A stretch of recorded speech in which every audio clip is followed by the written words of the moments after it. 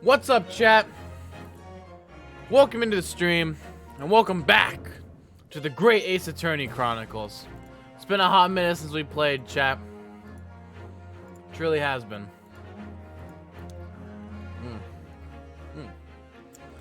Ariel, what do you mean good mood? I'm always like this when we play variety. I'm always in a good mood when I'm faced with the Great Ace Attorney Chronicles. Oh, you're in a good mood. Just won your first online tournament. Fuck yeah, dude. Let's go, man. All right, boys. I'm ready. Let's begin. Last time we left off, we just started Chapter 5, The Hound of the Baskervilles. I'm dressed for the occasion. Yeah, I'm dressed like a lawyer. I'm a lawyer today, boys. Got my ring on, too. And today, we are at Windibank's The Pawn Shop to go get Sherlock Sholmes's special violin. We were basically in the, beginning of the chapter, essentially. Not much has happened yet. Because you're married to Von Zieks, of course. Oh, true. Did we talk to you all the way? We did. Look around. Is Sholmes not here? What's the day today? April 15th? That's not a calendar you could easily miss, is it? 15th April. Today's date. Oh boy. Oh yes, that's not for sale. I must point out, it is an Eastern-style page-a-day calendar. Every night at midnight, I tear off the front page to reveal the following day's date. The perfect calendar for a tearaway fellow such as yourself, Mr. Windibank. And who was it who walked out of here with the wrong violin before? Well, when the agreed storage period passed without payment, articles are forfeited, you see. So I have to keep a close eye on the date. If something of a pawnbroker's obsession, you might say. Oh, yes. I can see you're very dedicated to your job. Sure, me too. Is this the camera you was talking about? No screaming. Please don't talk to him again. He scares me. Wait, Von Zieks scares you? Wait, what's that? Look at this. Whatever could it be used for? I have no idea. Oh, right. I remember that now. Ah. Windibank, yeah, no trying to shoot yourself, Windibank. There's a small catch just here, look. ... We're going to open it, aren't we? Oh, what would you look at that? Oh my, that's amazing. It has some sort of spring-loaded mechanism, which we'll never manage to put back to the way it was before. What are you two doing? What? Us? Nothing. No, nothing at all. He-self. Whatever this device is, it seems to have a pair of little windows to look through. I feel as though I've seen something rather similar to this elsewhere. Interesting. Not this, is it? Now, where do you suppose this rather enormous machine does? It seems to have two little windows for looking through. Allow me to enlighten you, my dear fellows. What you are looking at is a stereoscope. A stereoscope? Fascinating. It is aptly named, I assure you. Look through the eyepieces and see for yourself. Oh, I should be delighted to. Excuse me a moment while I just have a look. Just before you do, there is something I should point out. My dear fellows, in order to see the image properly, stereoscopically, as it were, you will need to be cross-eyed. However, if that is beyond you, it is of little consequence today. Alright then, I'm going to try it. Please don't go cross-eyed. Actually, I really do want to see that. Ah! Miss Naruhodo, you must see at once. Oh, alright then. Dude, we got the dramatic music. So I need to be cross-eyed, like I'm trying to look at my own nose.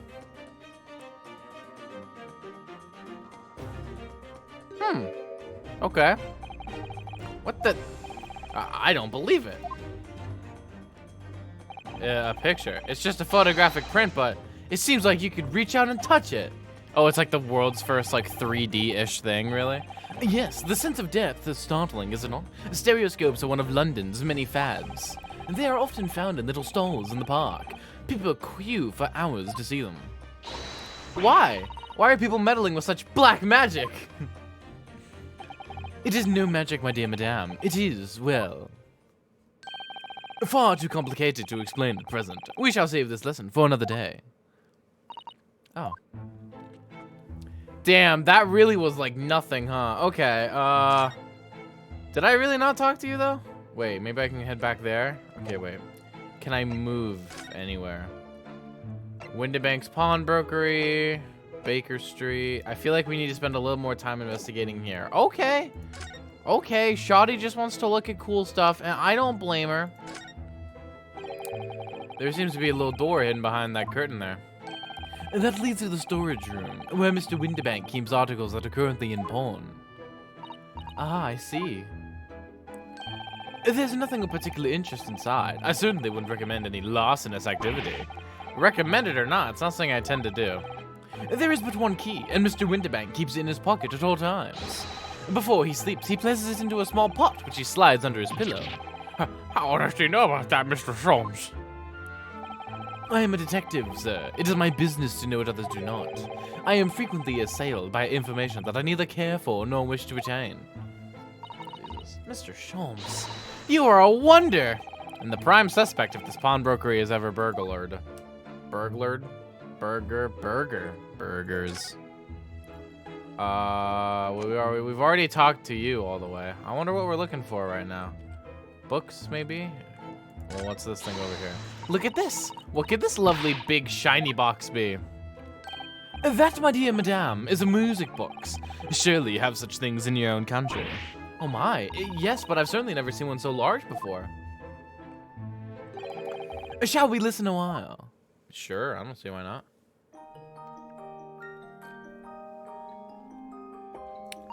Nice. Ah, what a sublime sound. It's like the music of angels. I've never heard anything like it before in my life. Because I'm a fucking nerd and I don't get out much. This particular specimen is of the larger variety, commonly found in public houses and restaurants.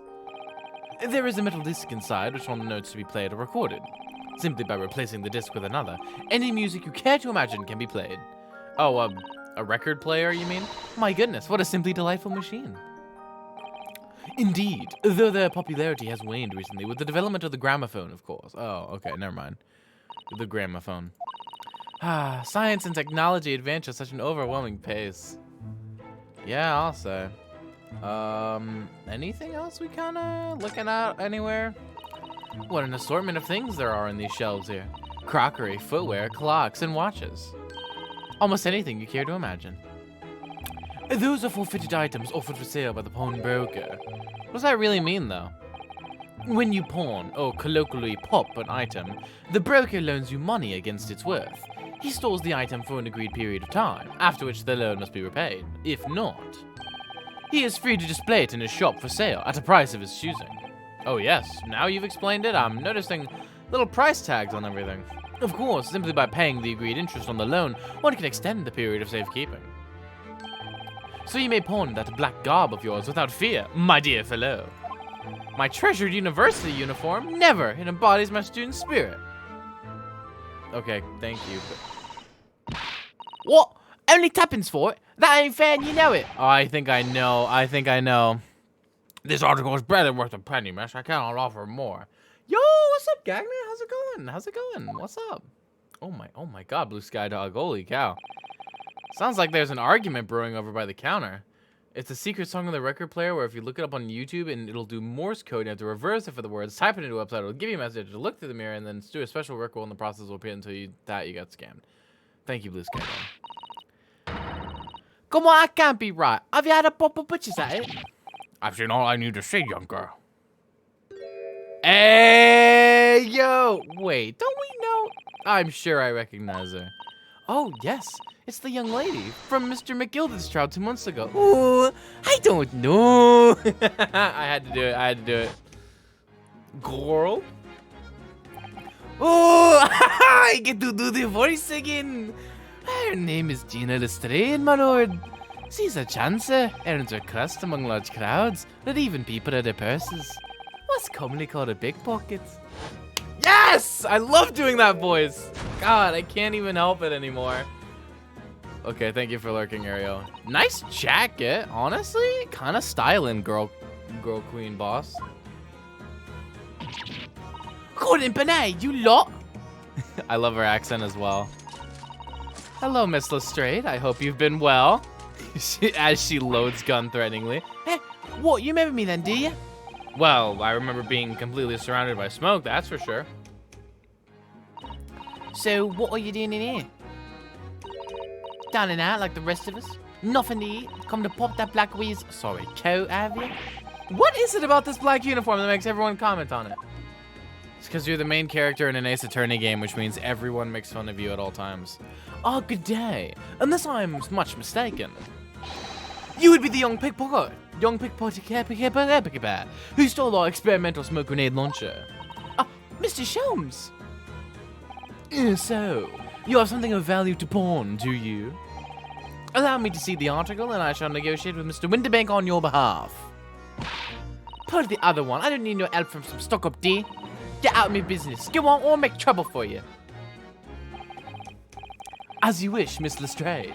I will happily remove myself from your presence. Bye.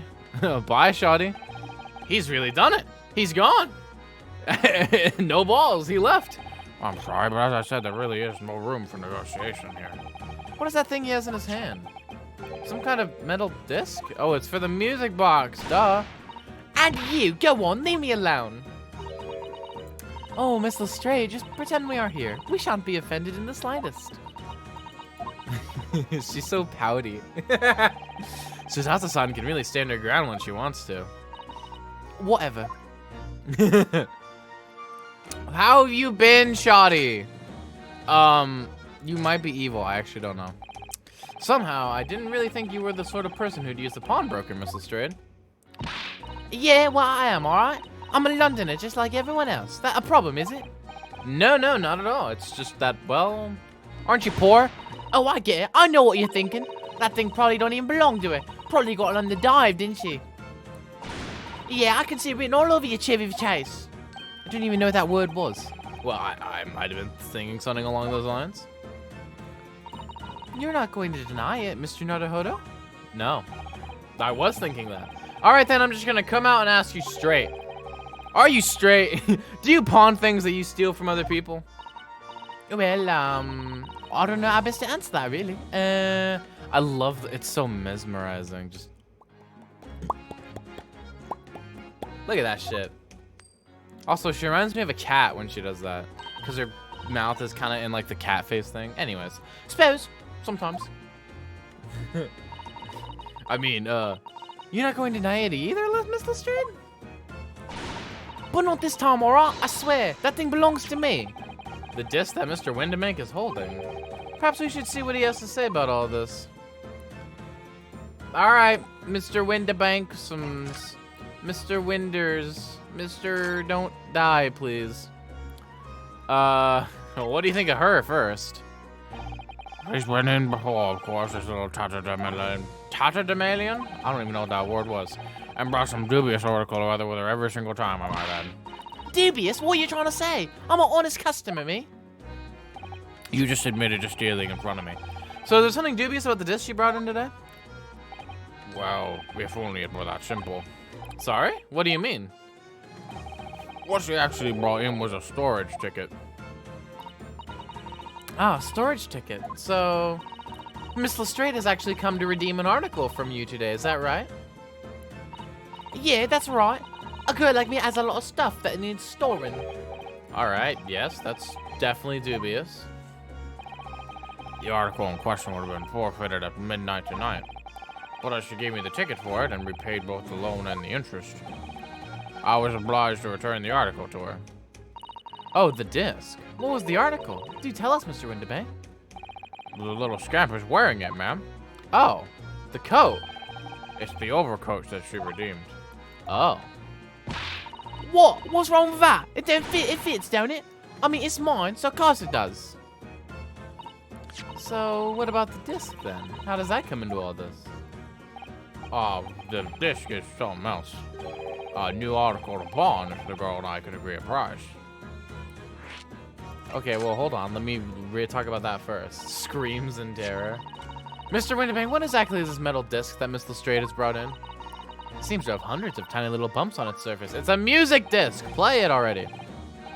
Oh, this is a music disc, you see, for use inside a music box. In a music box? What? You don't even know what a music box is? You Eastern not into savvy, eh? I know what a music box is. I've just never seen one of those discs before. Rickroll. Dude, 18th century Rickroll. What was it? What was the 18th century Rickroll? I have no clue. Well, it would have been 20th century, actually. Was Darude Sandstorm out by then? I'm kidding. I'm kidding. I'm kidding. The small protrusions on the metal disc encode the tune to be played by the music box. You simply insert the disc inside the machine going, and beautiful music plays. Look, I've become a mime! I'm trapped inside an invisible box. Chat!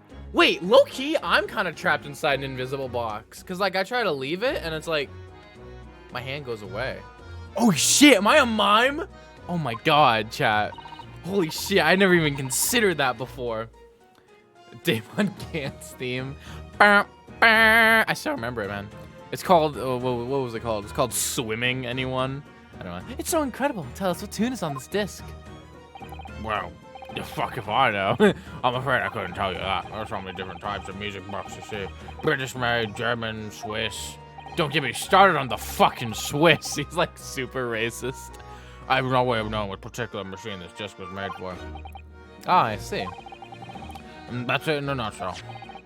I wouldn't have any customers for an item like this, even if the young lady forfeited it. Really, I'm already offering more than I should at a penny. That's a bucket of lies. It told me it did. He said it was, well... Who did? He? Who? Oh, I think I might know. I think I might know this time. I don't know, but I have a sneaking suspicion. Never you mind. It just ain't right, that's all. That disc's worth good money. I know it is. Well, then you'll have to try your luck at another pawnbrokers, won't you? Ah! A new article. I'm confused. I thought you said Miss Lestrade brought in a storage ticket today. It's really quite simple. Yes, the child brought me a storage ticket and the money out on it, as you say. For this heavy black coat, which you returned. Black coat, which you returned to her, as I understood it. That's right, yes. And rather unsurprisingly, as soon as the little ragamuffin put the thing on, she went rifling through the pockets. Oh, you mean... the disc was in the pocket? What? Don't you know it's rude to stare at a lady? Especially one who is... who is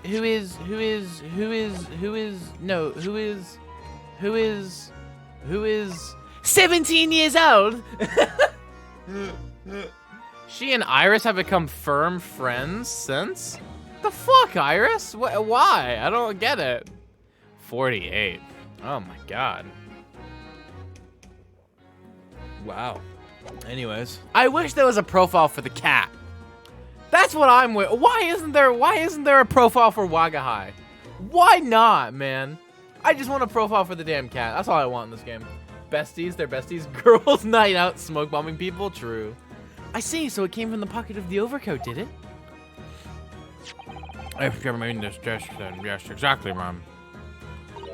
And she immediately tried to pawn it. For quite a high price as well. This is all rather suspicious, I think. Give it up. I'm just trying to pawn something like anyone else would. Miss Lestrade, may I ask who deposited the overcoat here in the first place? Well, me. It doesn't really appear to be your size. Me old man. It's me old man's, ain't it? Her accent's getting worse. I'm sorry. I need to freshen it up. Is it Miss Lestrade? Yes, this is definitely all rather suspicious. Oh, I don't know. I'm not quite sure. Out of my way, please. I don't know who that is. Yes. Who's this picture postcard English gentleman prick? A good day to you, ladies, gentlemen. What's your problem, eh? There is no problem, as long as you remove yourself. I have a matter to discuss with the proprietor. Oh. Another daddy? Hey, yo, Crisis, watch it. And if you intend to make a problem of it, I shall see you outside, little girl, for the hiding you deserve. Oh shit, is he threatening to spank her? What the fuck? Look, ain't it obvious? I ain't done talking with him yet. If you think you're such a gent, you should know how to wait in line. Well, you are an impudent little brat, aren't you? Pulls out a gun, as well as a pickpocket. Who are you? How do you know I am? The question is, how do you not know who I am? My name is Donaldius Trumpius. I don't know, dude. You haven't the courtesy even to remember the faces of your victims, it seems. What? You mean I don't know. He just reminded me of him for some reason. He's got the hair, he's got the riches, he's got the attitude. He just reminded me of him. I'm sorry, that's not a political statement at all. Rister, you got it. He has the cloud expression. Fair. A small loan of $1 million shillings. Baroka! Yes, sir. I believe this filthy pocket thief has just redeemed an article from you. No. Yes. The article in question belongs to me. I demand for it to be returned at once. Oh my. That filthy thing? Now that's a lie. What are you trying to pull? Give me back my overcoat, you wastrel. And needless to say. But the overcoat looks good on her.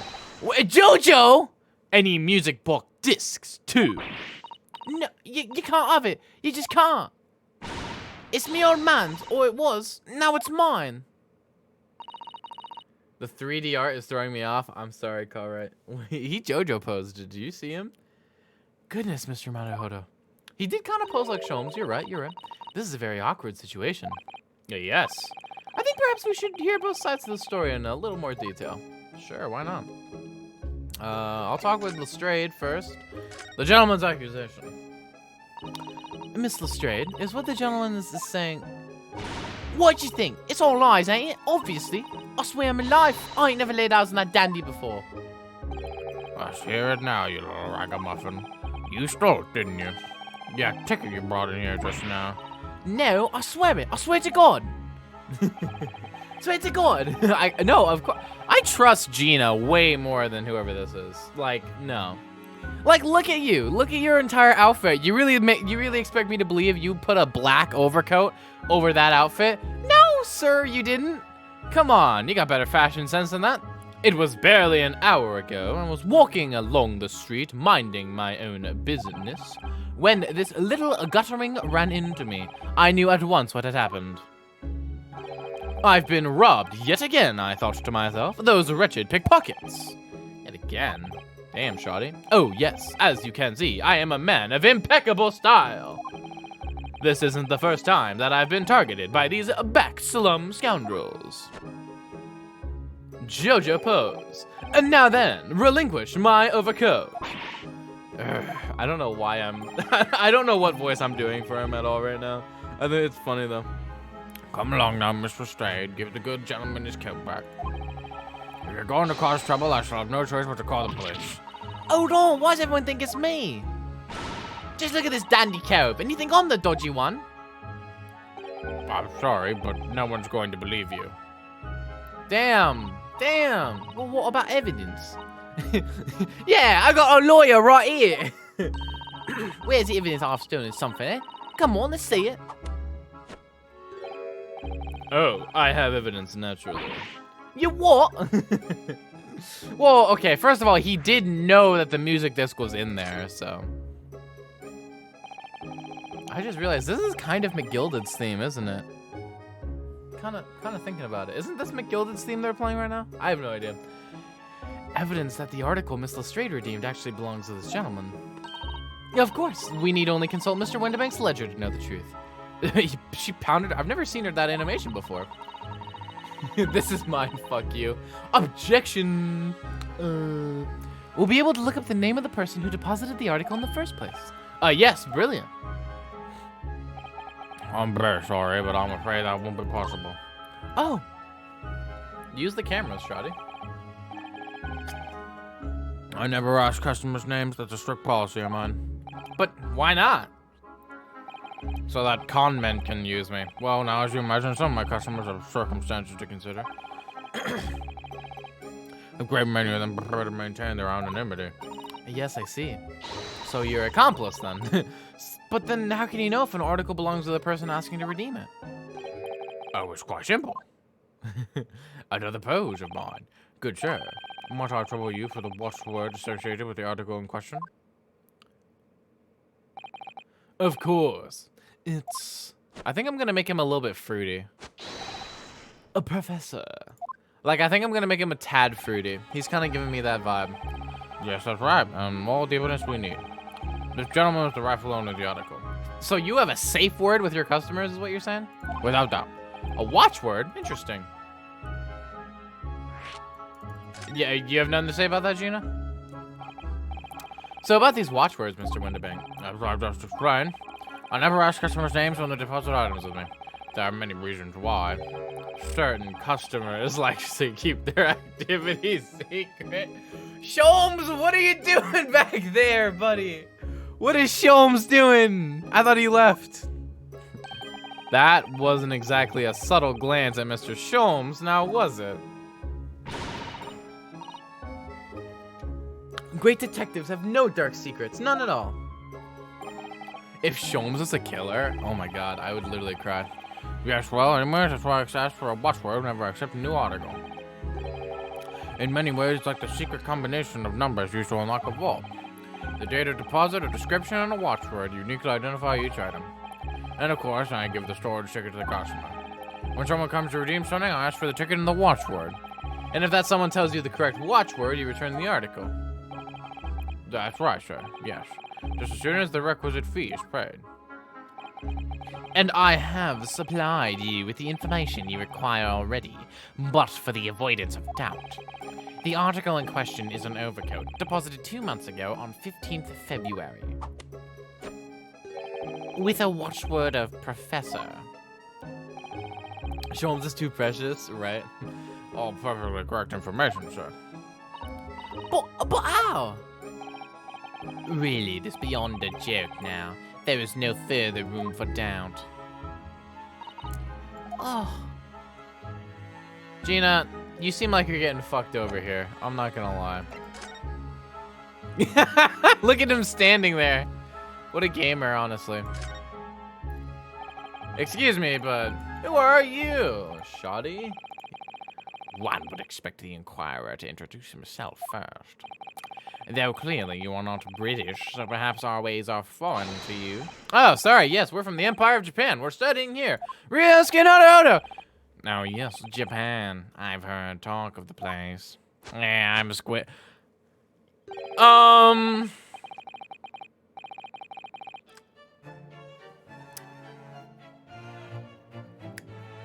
So he likes men, right? like we can, like. Also, why are they playing Giselle Brett's theme over this as well? That's giving me vibes. That's giving me vibes. That's giving me vibes. They better not be related or anything. I swear to God. Its inhabitants live on some fiery. You know what? I'm not gonna make him that annoying. This guy's probably important. Fiery brown colored soup just up with exotic spices. You might be thinking of somewhere else. And what was that theatrical gesticulation about? Perhaps. Anyway, if you are a gentleman, sir, you offer your own name first, before inquiring after the name of another. Of course. Yes, I'm Rinosuke Naruhodo. They don't have they kind of look like Sholmes, but like, I don't think so. I'm a lawyer. Well, a student of law, really. My name is Susato Mikutoba. I'm Miss Naruhodo's assistant. So you fuck, huh? I see. My name is Benedict Cumberbatch! Eggert Benedict! He's Eggs Benedict. He's motherfucking Eggs Benedict. He's Eggs Benedict! Okay.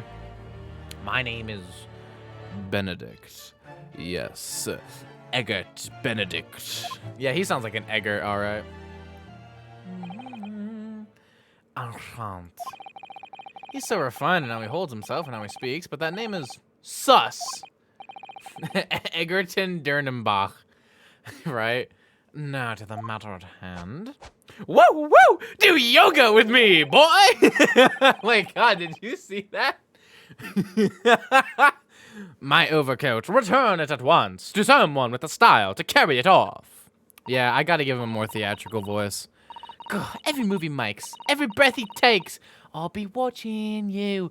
Do-na-na-na-na, do-na-na-na-na-na. She just like grooves out of the place.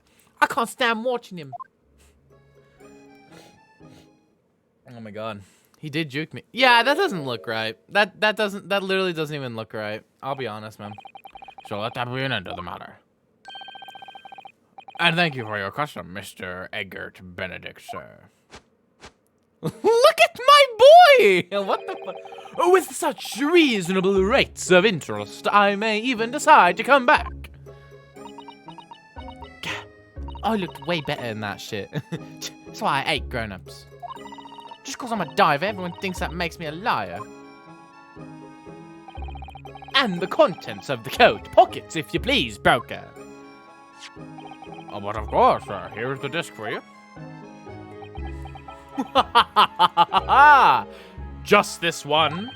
Pardon, sir? I was expecting another. That is, I deposited another. Another disc. Oh dear. I regret to inform you, sir, that was deposited with merely the overcoat. The disc happened to be in one of the pockets, but I was completely unaware of it until now. I'm sorry, sir. I was expecting another, So, Gutterling, you're hiding more of what's rightly mine, are you? Says you, eh? I don't know nothing about it. I will Eggs Benedict all over you. Very well. Hollandaise out. Then I shall bid you farewell. Say goodbye to style. Wait a minute. That disc is mine. Bitch. Oh, shoot. What do you think you're doing, you little tramp? You've drawn blood, you filthy animal. Oh my. Yes, there's blood on the disc. It's because of all those sharp little bumps. And the man must have scratched his finger on them. Kill him. I found it first, all right? I mean, it belonged to me, old man. So you're not having it. Or you take it. Me? If I hang on to it, that have it off me again. So you keep out of it.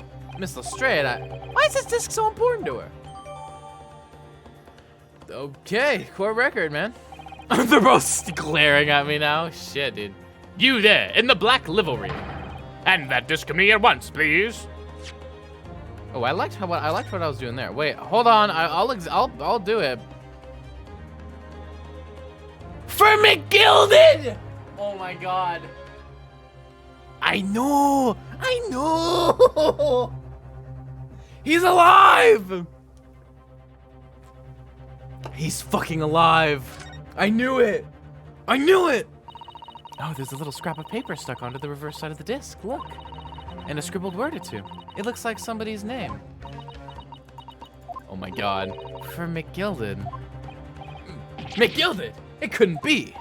But it is, Mr. Naruhodo. A name I shall never forget for as long as I live. But why? Why is his name on this?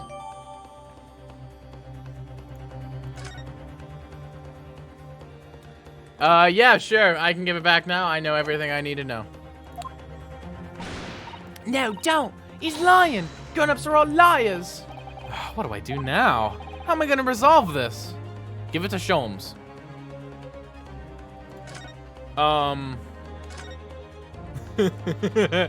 Hey, Sholmes. Mr. Sholmes. What are you examining with such keen interest there? As you enjoy a bar of caramel, I see. Oh, does he have candy? Oh, no. Sholmes? So, you found me at last, Mr. Naruhodo. Sorry?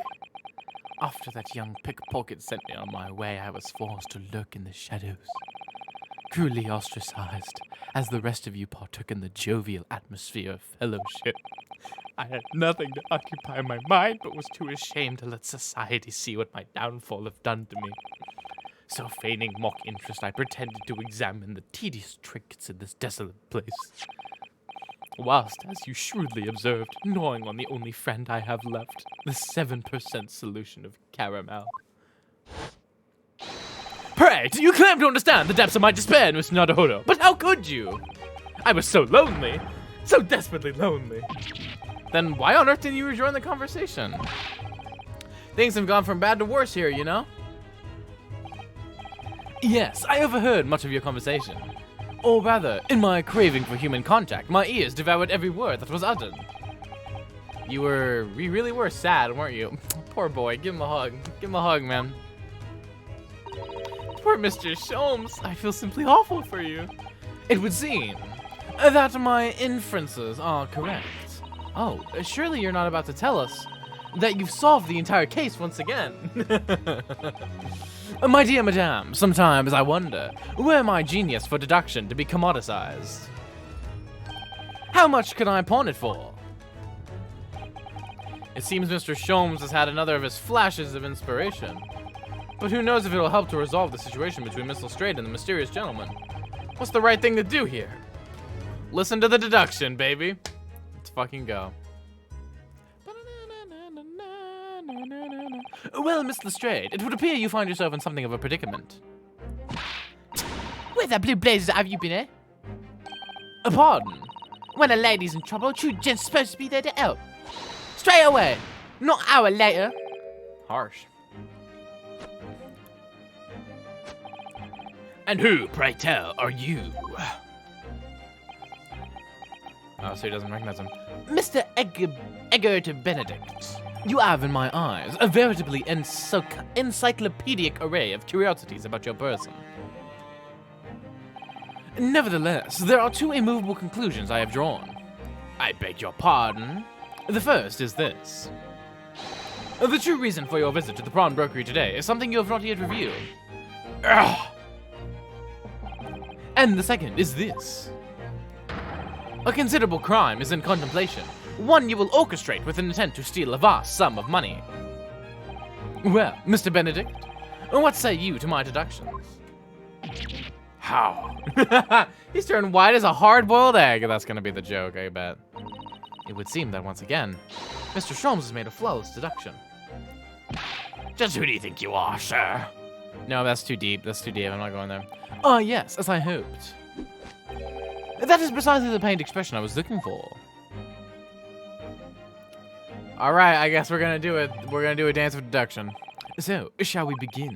The time has come for yet another Herlock Sholmes' Logic and Reasoning Spectacular. The Great Deduction. The game is afoot.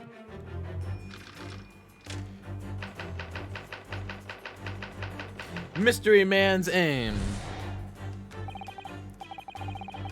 First of all, we must ask ourselves on what business you ventured to this pawnbrokery today. You claim to have followed this pickpocketeer, having had the redemption ticket stolen from you on the street. But that is most certainly a lie. The real truth is something quite different. What the fuck? As revealed by that which you hold in your hand. Yes, what brought you to the shop in the first place is the staff recruitment flyer. No. The piece of paper in your hand is a staff wanted advertisement from this very shop. Yet even the most unobservant would soon realize that a man of your appearance has no need of such employ. In other words, there is some ulterior motive for your actions. The cane, which you unwittingly clutched to your person, exhibits an incontrovertible contradiction. What was a rot? I've had this cane for years. Is that AG? What's AG? AG? The contradiction of which I speak is, of course, the missing ferrule. The end of any walking cane would be terminated with a metal ferrule to protect the wooden tip. And yet, detailed analysis shows the wooden tip of the stick to be utterly bare. AG is silver? Yeah, but it's an initial. Agnes McGilded. Agnes? Like Magnus? Hey, yo, wait. I didn't get that right. No, I didn't. Therefore, there is only one conclusion. The rod that you hold in your hand, which appears to be a walking cane. What if his real name is like Argent? Is in fact no cane at all. Did he just rip his pants? Your recoil, sir. Is something wrong? Well, And in your recoiling, you inadvertently facilitate the answer of the next conundrum to present itself. I think I'm just going to change his voice the entire time, every time he speaks. Namely, what is the truth behind this rod you bear? Your penis, perhaps. Yes, your reaction portrays the truth. The handle, which you evidently would like to conceal, is the key to understanding this riddle, you see. From the moment I saw it, my suspicions were aroused. What walking cane demands such a stout handle? Mused I. But of course, as I said, this is no walking cane. No, that rod. It is your penis, good sir. A shovel is the broken handle of a shovel. What? Are you insane? And now, having determined this undeniable truth, the conclusion is clear. Your true motive for coming here was to take employment at this establishment in order to excavate the ground beneath the premises. What a calculated crime you have conceived, sir. A wickedly calculated crime. Oh my god, that's so off. The tunnel underneath the pawnbroker.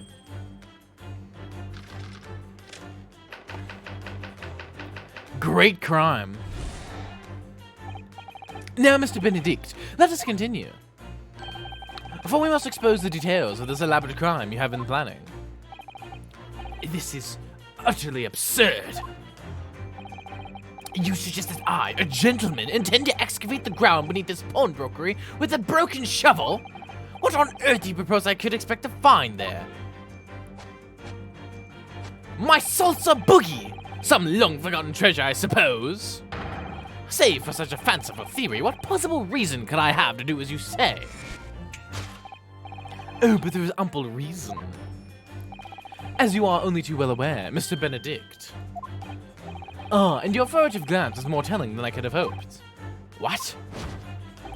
Let us consider what would motivate a man to infiltrate a shop such as this and covertly dig beneath its floor. The fucking gun!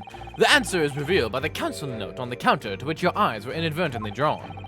This letter gives notice of a public works to be carried out in the local area. And according to the enclosed plan of the upcoming sewerage works, beneath this shop runs a sewer that adjoins another, one that runs under the bank on the opposite side of the road. The dolphin's playing Rust. This madness has entered the sewers now, has it? By excavating the ground beneath our feet, you would gain access to the waterway that flows in very close proximity to the great vault of the financial institution opposite. What are you... In summary, sir, you devised a master plan to pull off an elaborate bank robbery by dint of the underground tunnels. Master plan? Which brings us at last to the final chapter of this lurid scheme. With what plunder did the thief hope to make off from the underground vault of the bank? Are you quite serious? Having consulted with Scotland Yard some days ago, I happen to know the answer. I happen to know the answer. But naturally, the answer is no secret to you, is it, Mr. Benedict? I have no idea what you're talking about. Allow me to present a rather interesting piece of evidence. You see, this picture postcard tells us all we need to know. A postcard of the Great Exhibition? I'm afraid you've quite lost me. Currently in the final stages of preparation, the Great Exhibition will soon be underway. And the government has provided extra funds to complete its centerpiece, the Crystal Tower. Funds that currently sit in the vault of the bank, on the other side of this road. Pardon? Yes, the considerable crime you have been contemplating is the theft of that which sits in the vault of that bank. The special reserve funds for the Great Exhibition. Of course, that is top secret police information, so keep it under your hat, please. Oh my god. Steal the Great Exhibition's reserve funds. And thus concludes Herlock Sholmes' great deduction of this pawnbroking puzzle. Alright, sit back, Shotty. I got this shit. Mr. Sholmes. Well, Mr. Naruhodo, an impressively upbeat deduction for a detective racked with loneliness, would you not agree? Was it true what you said about the bank over the road and what it has in its vault? Indeed, though few know of its existence, it is one of the government's most closely guarded secrets. Gregson told me in the strictest confidence. But you just announced it to everyone here. Rather loudly, in fact. Ah. And if it's in such a big secret, how would Mr. Benedict have come to find out about it? There can be but one explanation for that. Clearly, it is because the man is a criminal. But what if he didn't know anything about the money in the vault? If he is a criminal, as you said, then buying a brand new shovel is sure to be the first thing he does now that you've revealed the secret. Oh. Or if he doesn't, maybe Mr. Windibank will. He already has plenty of shovels here, after all. On my life, I assure you I'm not so unscrupulous. What? Well, hopefully this taught you a valuable lesson. I just got gifted a tier 1 subscription to Carright's channel. Carright, thank you for gifting me a subscription to your channel. Good sir. I don't know if that's what he meant to do, but thank you. Thank you. Well, you gotta stream though if you want me to come use my subscription. You gotta stream, good sir. I'm just doing prep for Nostalgiathon. Oh, makes sense. Actually, that makes sense. GG's. Sensitive information must be handled with the utmost of care. One can never be sure that someone privy to secrets won't disclose them. And once the word is out, it's out. Perhaps I'll think twice before confiding in you next time, Mr. Sholmes. An excellent idea, Miss Nodohudo. An excellent idea. Yeah, let me play. I got this. Well then, Miss Nodohudo, you know what to do, I'm sure. Yes, let's listen to that great deduction again and see if we can massage it into shape. I'm giving Sholmes a massage, apparently. Very well then, let us start once more from the beginning. Of Herlock Sholmes is magnificent. Logic and reasoning spectacular. Course correction. Hold it, Mr. Sholmes. Alright, let's fucking go. Mystery Man's aim. First of all, we must ask ourselves on what business you ventured to this pawnbrokery today. You claim to have followed this pickpocketeer, having had the redemption ticket stolen from you on the street. But that is most certainly a lie. The real truth is something quite different. As revealed by that which you hold in your hand. Yes, what brought you here to the shop in the first place is the staff recruitment flyer. No. So, by Mr. Sholmes' reasoning, Mr. Benedict came here in order to apply for a job so he could dig down through the floor. Yes, in an attempt to tunnel into the sewers to gain access to the money in the vault of the bank across the road. But he wouldn't get very far with a broken shovel, would he? No, I think it's fair to say his motives lie elsewhere. The question is, where? What did bring Mr. Benedict here to this particular point in time? Hey! Yo, look at that drawing of Gina. Look at her. Oh, you can't see her. Look at that little drawing. Isn't that adorable? That's so cute. That's so cute. Oh, look at all the scribbled notes on the back of the flyer here. Mini Lestrade. I don't believe it. What is it? Listen to what it says. Name, Gina Lestrade. Height, 5'2". Green cap, scruffy waistcoat, grubby white shirt, blue satchel, ragged. It's a detailed description of Miss Lestrade. Goodness. There's even a sketch of her, hat and all. Although if he had showed it to her, she'd fire that smoke grenade launcher in his face for sure. And look, the details of the shop have been written down here too. Windibank's Pawnbrokery, Baker Street, redemption deadline 15th April, which is today's date. Why don't Mr. Benedict have all that information scrawled on the back of that piece of paper? All right, info about Miss Lestrade. Take that.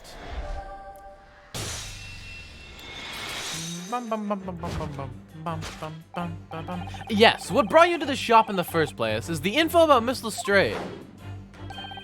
Quite so, my dear fellow. It would appear that the writing and sketch on the reverse of this flyer pertain to the pickpocket, Miss Lestrade, and to Mr. Windibank's pawnbrokery here. Oh. You originally told us that you had merely given chase after Miss Lestrade stole the redemption ticket from you. But that, sir, is a thinly veiled lie. It is the information on the back of the flyer that led you here today, by which I mean here to Windibank's Pawnbrokery, and today by the redemption deadline of that overcoat. So you decided to wait outside for the young girl matching the description you have written down to arrive. And you have gone to some lengths to hide the reason for your pursuit of Miss Lestrade. In other words, there is some ulterior motive for your actions.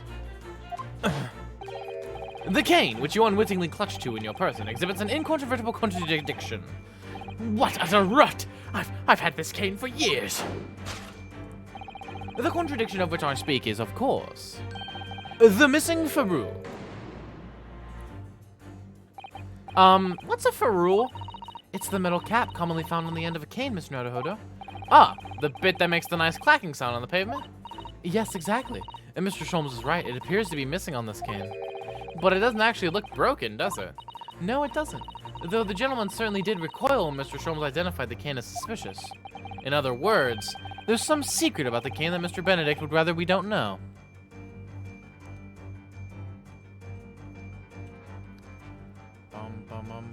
Well, what does AG mean? Initialing. It's certainly not his initials. Look here, Mr. Zato. There's some letters on the handle. Ah, yes. Those must be initials, I think. In the West, it's customary for people to engrave their belongings with the first letters of their names. So Herlock Sholmes would be HS, you mean? That's right. And the initials of this cane obviously... Oh. AG.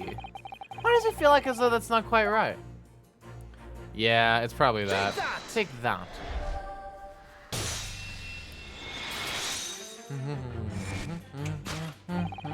The contradiction of which I speak is, of course, the initialing. A most astute observation, wouldn't you say, Mr. Eggert Benedict? We are led to believe, sir, that your initials are EB. Yet in a most possessive manner, you have in your grasp a cane bearing the initials AG. An incontrovertible contradiction indeed, would you not agree? No! You're wrong! This cane isn't... You said before that you'd had that cane for years. Gah. I've had this katana for not that long, so don't try to tell us that you just borrowed it from a friend or found it at a park. In short, though you hold yourself to be a gentleman, you have withheld your true name. Your recoil, sir. Is something wrong? And in your recoiling, you inadvertently facilitate the answer of the next conundrum to present itself. Namely, what is the truth behind this rod you bear? Yes, your reaction betrays the truth. The handle, which you evidently would like to conceal, is the key to understanding this riddle you see.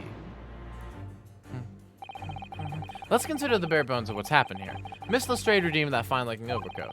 And now a mysterious man has appeared, introducing himself with a fake name, and claiming that the overcoat belongs to him. But we know that he actually identified Miss Lestrade from a written description, which suggests that everything else he's told us is untrue. So what we need to do here is somehow prove that the overcoat cannot possibly belong to him. That's a rip, because it doesn't fit. Oh, the seam on the shoulder there is coming apart. Look. So it is. Do you know, a moment ago when Mr. Benedict was surprised by something that was said, I thought I heard him make a rather strange noise. It sounded a bit like a tiny growl. But now I think it was probably the sound of the seam ripping open. If you look closely, it does seem to be a very tight fit. The sleeves are stretched to bursting, and he wouldn't have a hope of fastening it at the front. If he were to run around in it, I'm sure the whole thing would fall apart. That I'd like to see. Sorry? So how can we make Mr. Benedict run around? She's really giving this some thought. I've been walking around with a sword for about 12 seconds. It is the murder weapon, but I'm the good guy, so it wasn't me, therefore it was you. Because I said so. Indeed. The katana, you know, it's cool. You know what I'm saying? It's named Karuma, which is like karma. The split seam, which you evidently would like to conceal, is the key to understanding this riddle, you see. Ah. Bestie? I know, right? Yes, because the overcoat is rather obviously a poor fit. It fit Lestrade much better. Having forced it over your broad shoulders, the seam is already breaking apart. My suspicions were aroused from the outset, just like whenever I look at Mr. Naruhodo here. When you so boldly lied about your name and so boldly waylaid about this pocket. This catalog of untruths has all been for one very specific purpose. To steal the article that the young girl redeemed from Mr. Windibank. Twirl fruitily. But what really irks me is this. The considerable crime I initially imagined has been considerably curtailed.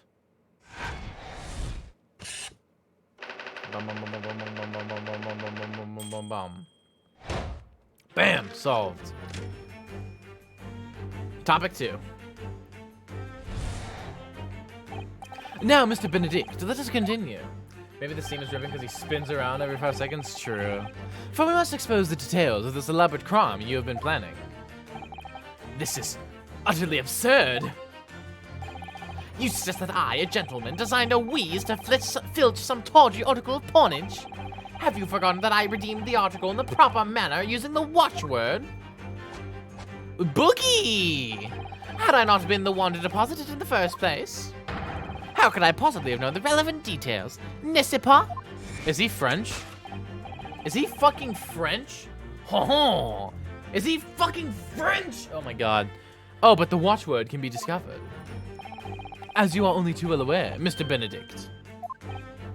Ah, and your furtive glance is more telling than I could have hoped. French derogatory. What? What? Let's consider how one might come to learn a secret watchword relating to the pawn property of another. The gun! The method is revealed by the council notice on the counter to which your eyes were inadvertently drawn. The direction of the deduction must change rather dramatically now, I think.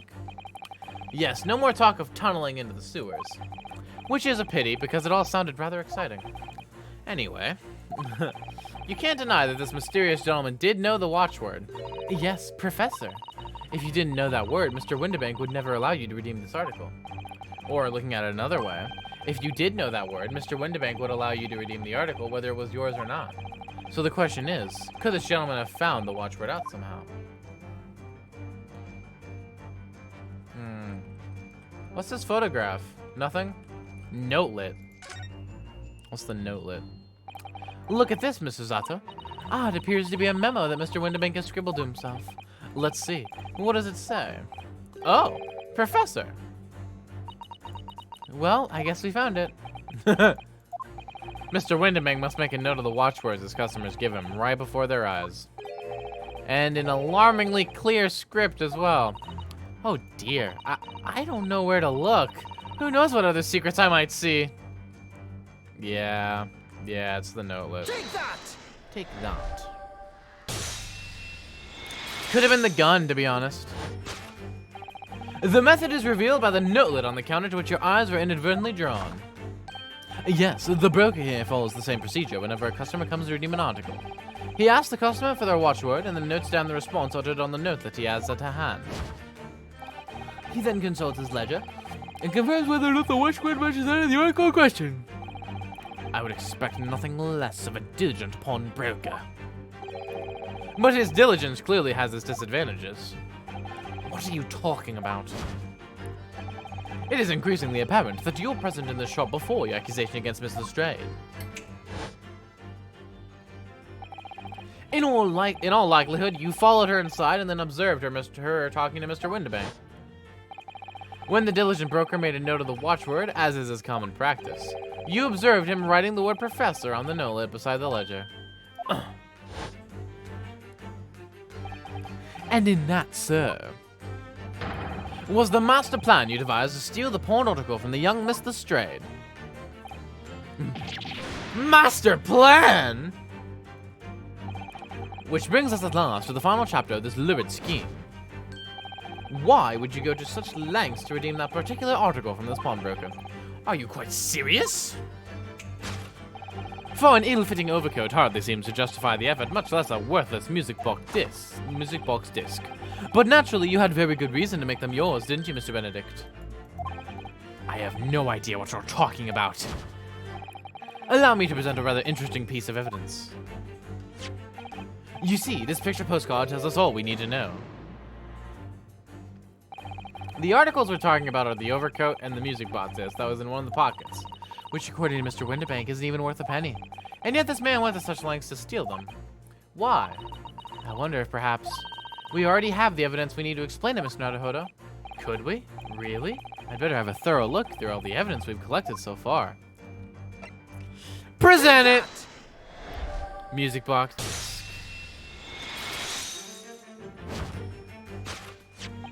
You see, this music box disc tells us all we need to know.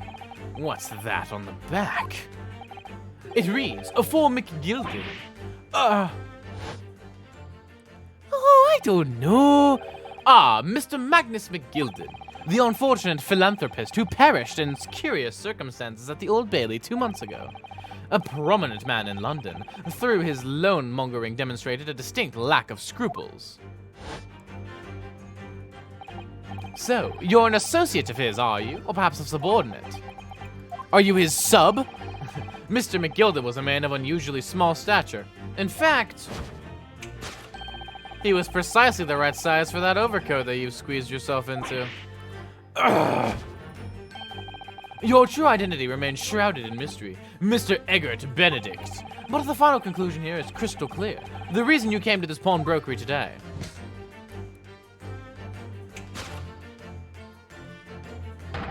was to retrieve an article left behind by the late Magnus McGilden. Gay spin.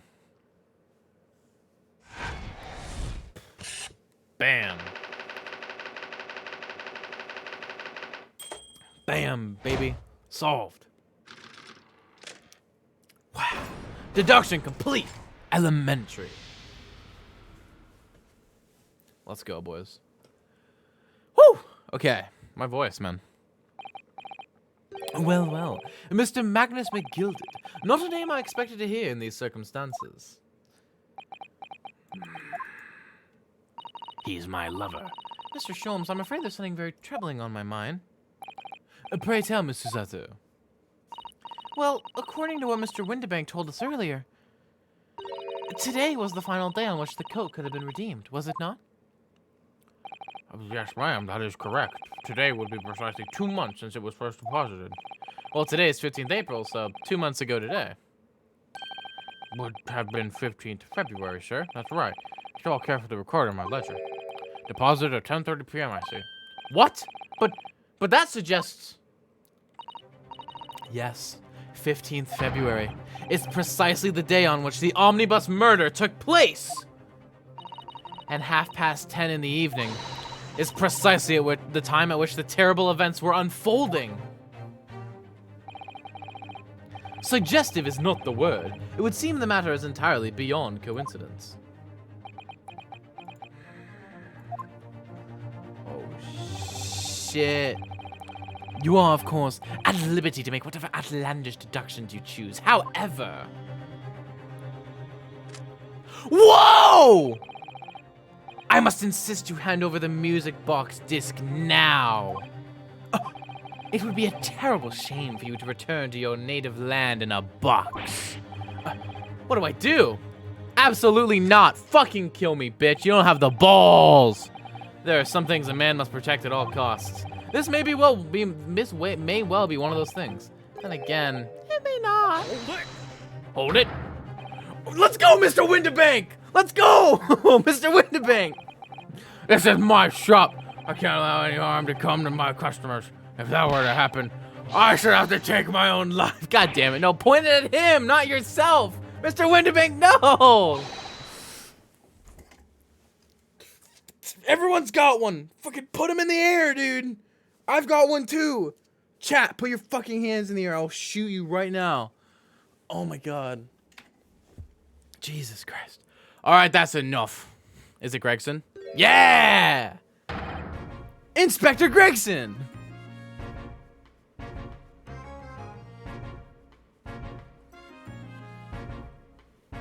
I love his theme, bro. I can't lie, I love his theme so much. Inspector? That's right, sunshine. The alarm was raised on one of our dedicated emergency lines. So we got here as fast as we could. Now, what's all this about, eh? Oh, praise be, you're here at last. I was moments away from forfeiting my own life and my very own establishment. Damn, you're fucked. It would seem you have the upper hand.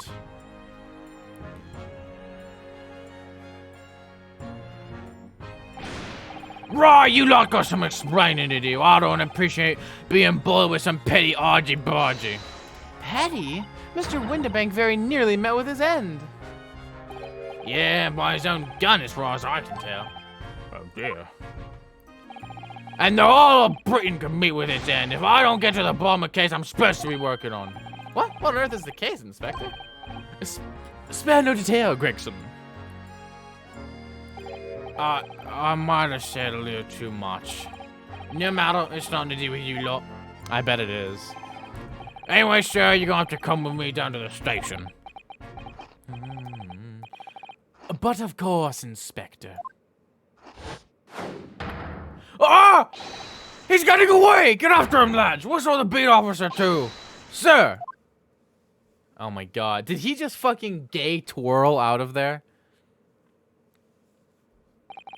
There's been a spat of thefts at pawn shops around here recently. So we fitted emergency buttons underneath the counters and brokers to let us know when there's trouble. Oh, Inspector, I was very worried there for a while. Very worried indeed. Now then, Mr. Permanently in mourning. Oh, yes? I'll be taking that whatever it is of McGilda's down to the yard, thank you very much. So hand it over. Oh, yes, of course. No, don't! Don't give it to him. It's mine, that is. Mine! Okay, we have to trust the police. Come on. I'm sorry, miss, but anything belonging to McGilda has got to be taken in as evidence now. As evidence? What the fuck do you mean? If the police demand something as evidence, my dear fellow, we have no choice but to capitulate. It's all yours, Inspector. I did all that for nothing. No.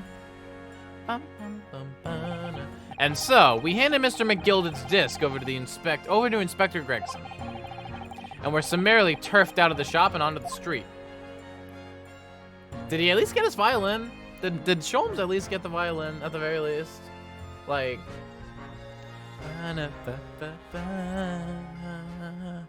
dude. Oh, dude, the whistle.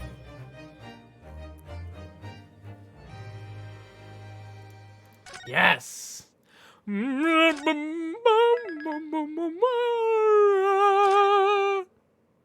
All right. Get it. Let's go. Same incentives, 1 sub. 15 debt. I need to buy money at the money store. Baker Street. Shay, that's why I hate grown-ups. All they do is feed you a pack of lies and take stuff away from you. Oh, really, Mr. Stride? Tell me, is that overcoat keeping you warm? What? Oh my, surely you were given that. Yeah, the D let me have it. After I looked daggers at him for long enough. He went through the pockets and said, go on then, have that, before telling me to scarper. Always pays off giving people a look like you ate them. I can't help feeling that it's going to get you into some serious trouble one day. I don't fucking care. What I really wanted was that nice shiny disc mine. The music box disc? But Mr. Windibank said it was practically worthless. I think I'm gonna go have another bash. Give him a long and odd stare. I think not, Mr. Stride. We shan't enter Windibanks again today. Why not? That's not fair.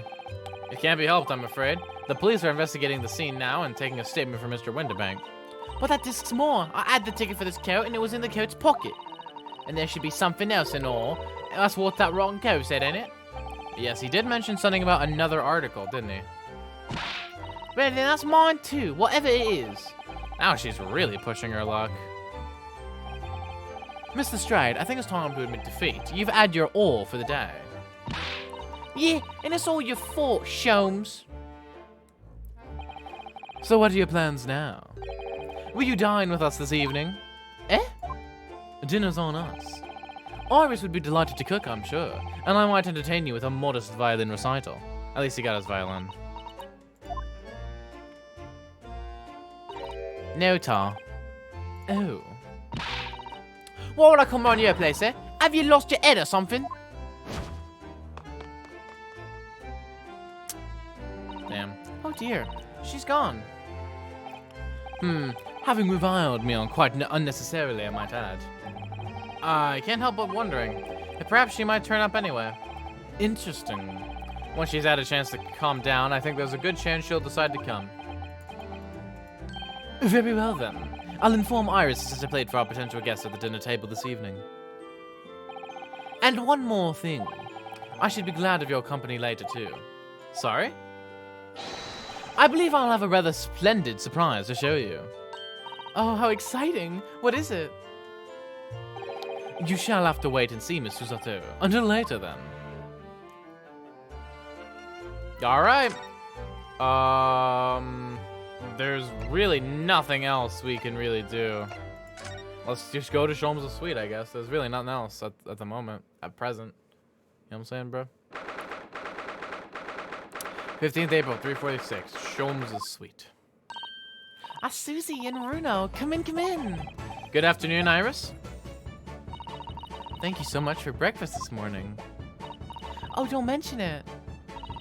Goodness, look at the time already. Busy as always? Midgets are busy. I am. I'm preparing everything for dinner this evening. Already? You're obviously cooking something special, are you? Oh, yes. After all, we have a special guest joining us. Guess who it is? Go on. You'll never guess. Look at those little eyes of hers shining. Oh, dear. It is awkward when you already know the answer, isn't it? It's Ginny! Isn't that exciting? Oh, what a surprise! Yes, that's wonderful news. Wow, Iris seems overjoyed at the idea. I can't wait to learn some pickpocketing tips from a real professional! Oh yes, that does sound like fun. I'm not sure that's entirely appropriate. Are you, Mr. Nodohodo? By the way, Iris, what's Mr. Sholmes up to? Oh my god. Oh my fucking god. Hurley? Oh, he's been like that ever since he got back. Hello, Mr. Sholmes. I beg that you won't speak to me. Sorry? I don't know who you are, but kindly take your leave.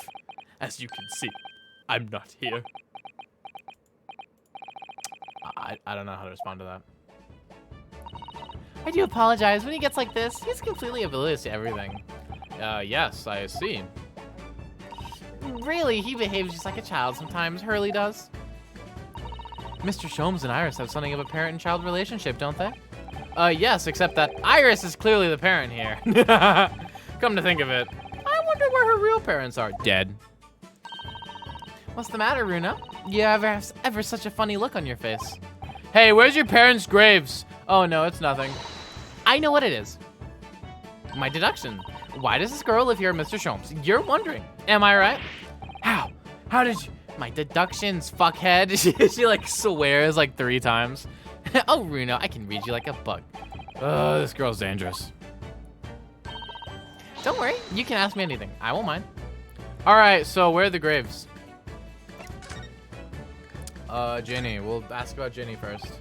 So by Ginny, you mean Miss Lestrade, the young woman from the McGilda taste 2 months ago, right? You said taste instead of case, you idiot. Yes, who also stole my experimental smoke grenade launcher. Although, after that trial, I invited her back here and we had dinner together. And now we're the best of friends. Oh, what a lovely tale. Yes, now if I bump into her on the street, she runs away as fast as she can. Oh. And I chase after her down the back alleys. Interesting idea of friendship. And then I let her have the latest color of smoke grenades I've developed. Oh. There are so many beautiful colors in the world. Ginny wants me to make a whole rainbow. I suppose this means you've let Miss Lestrade keep the smoke grenade launcher, have you? Yes, that's right. I got bored of it anyway. Hurley always reacts the same way when I shoot him with it now. Poor Hurley. Oh, I can't wait for Ginny to arrive. It's been too long since she last came over. I'm so excited. I just hope she does actually come. Living with Sholmes. I'm sure you've been wondering why is it that I live here with Hurley, haven't you? Well, it has crossed my mind in the last fucking 2 months. That and where are your real parents?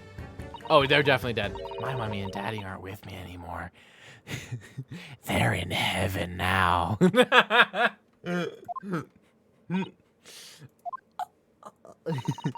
Mommy passed away when I was born.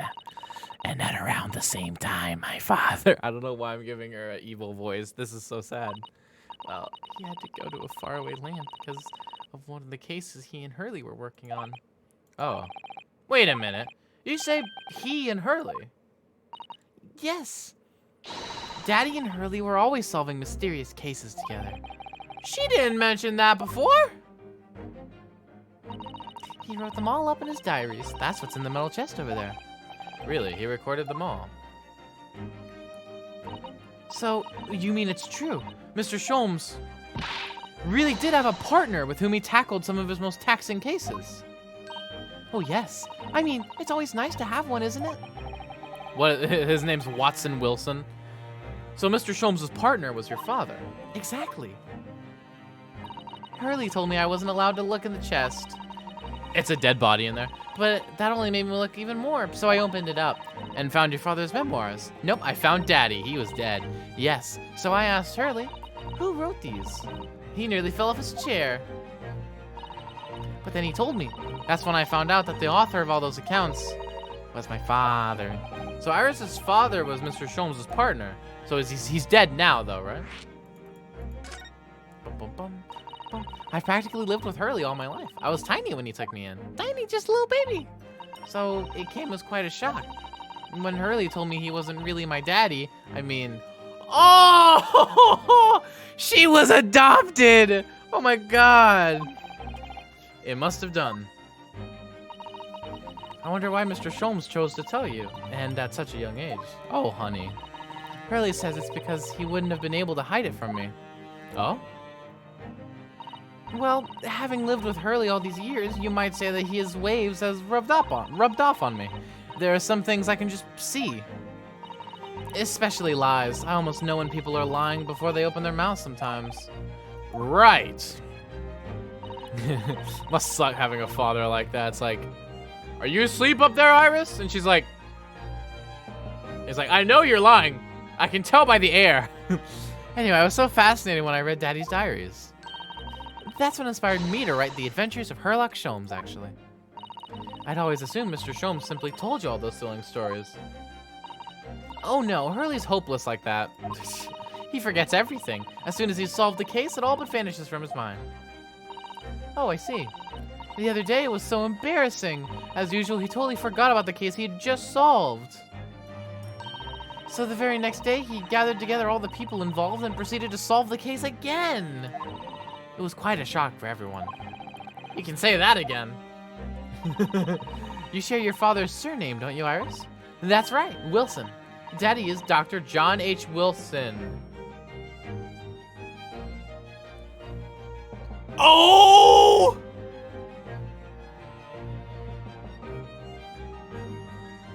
Oh my God. Oh my God. Oh my God. Oh my God. Oh my God. Oh my God. I learned from his diaries that he's a doctor of medicine, you see.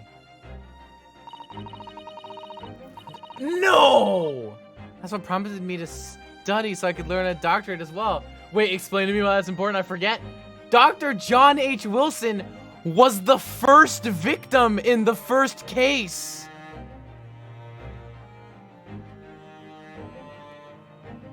Dude! Iris's father, who went to some distant land, and is a doctor by the name of John H. Wilson. Oh my fucking God.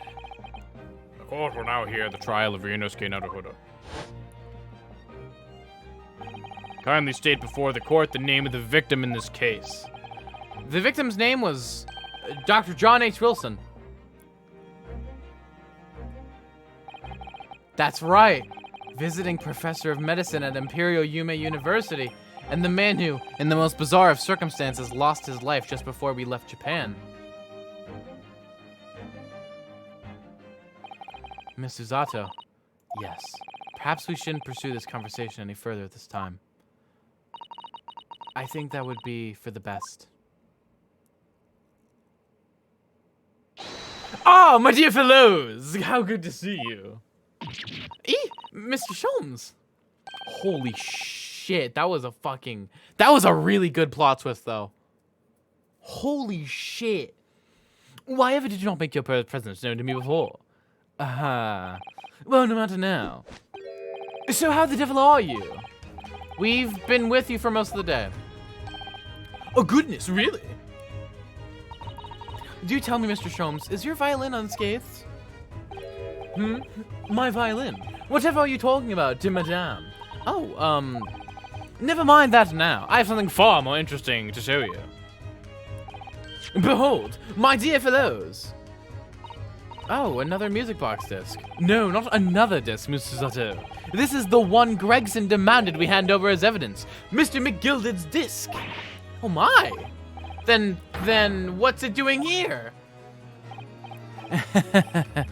You know, at times, Mr. Underhodo, I think that though I have an undeniable turn for deduction, I may well be even more adept at larceny. Oh, that would be wonderfully exciting. I'd be your pickpocketing assistant.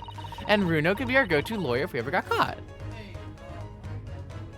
I literally have no clue. I think I'm supposed to be working on Monday. Okay, on Monday, can you check my schedule for next week? Sure, I guess. At that point, it'll be that week, but then... Sure, man. You know my code, right? Yeah. Say it over the mic. No. Alright. And Runo could be our go-to lawyer if we ever got caught. Right. Plus, Susie has such beautiful handwriting, she could write all our menacing crime notifications. Yes, I'd be delighted. I'm just gonna pretend this conversation never happened, I think. Well, the fucking disc. I don't understand. How did that disc come to be in your possession? I thought Inspector Gregson took it back to Scotland Yard. Quite correct. And that sort of uncompromising attitude is precisely why I always carry some of this. That's a bar of caramel, Mr. Sholmes. Your one and only friend in times of loneliness, if I'm not mistaken. If you will humor me, my dear fellows, cast your minds back to when the good detective confiscated the disc. I'll be taking whatever it is from McGilded's down to the yard, thank you very much. So hand it over. Oh yes, of course. If the police demand something as evidence, my dear fellow, we have no choice but to capitulate. It's all yours, Inspector.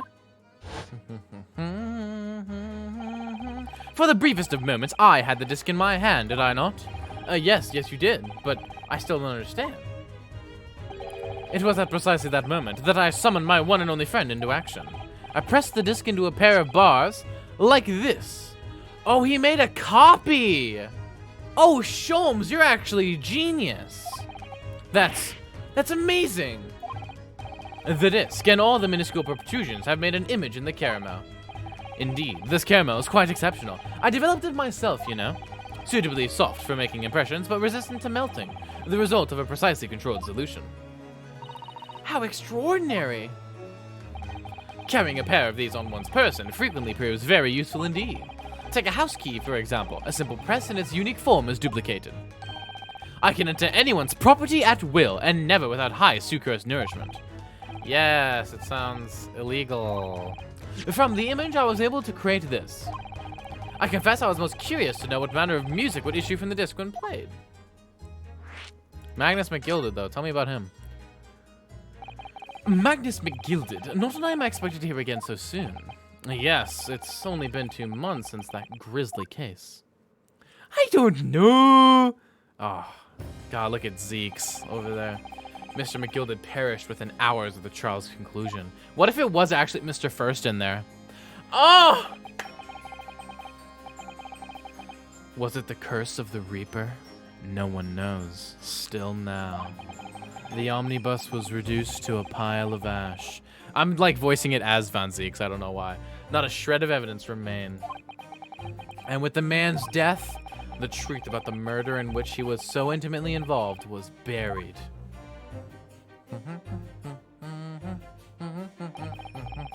Even though we successfully established Mr. McGilded's innocence in the trial, the newspapers are still claiming that it remains an unsolved case.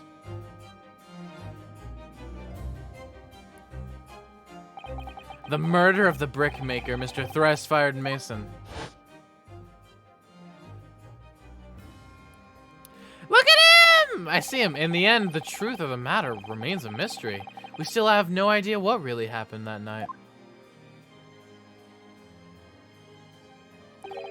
And although Mr. McGilded was found not guilty through my defense, I still don't know if that was the right judgment or not.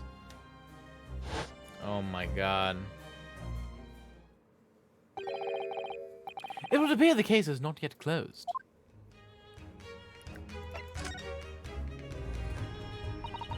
Do tell us then, Mr. Sholmes. What music does the disc play? Well, unfortunately, I have no idea. No idea? None whatsoever. You don't have a music box. Are you familiar with the workings of a music box, my dear fellows? No, I'm afraid not. Goodness, you don't know, Bruno? Oh my god, explain how it works, please. Just fucking go ahead. Inside a music box, there's a special metal piece called a comb. That's what produces the sound. Small protuberances pluck the different teeth of the comb as they rotate past it, making the different noises. The first music boxes to be invented used a rotating cylinder with protuberances on it. But over time, a new type of player was produced. Wait, is this Sholmes' theme but on the music disc? Wait. It's kind of slapping. Which used discs such as these. With that development, the popularity of music boxes spread far and wide, all around the globe. But why exactly? Because the discs are easy to produce and can be interchanged to facilitate the playing of different tunes. There are a great many firms in Europe now manufacturing music boxes as a result. It is wonderful to be able to enjoy music, even when no performer is present. But it is the very success of the invention that means we are now presented with an insurmountable problem. What do you mean? As you may imagine, the construction of one's firm's music box does not match that of another, and we have no way of knowing in which music box this particular disc was designed to be played. There is no resolution to this problem, I'm afraid. It's quite intractable. I see. So that's why... Naturally, I tested the disc in those few music boxes I have at my disposal. But as you can hear, to no avail.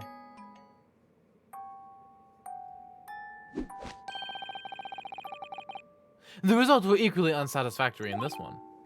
So, I am presently engaged in acquiring an example of all the music boxes ever made in Europe. Every single one? That's Hurley for you, always taking things too far. But my dear girl, an unsolved riddle is quite repugnant to my constitution. But surely all the different types in Europe will amount to a huge volume of music boxes, won't it? Yes, that is certainly true, in the worst case.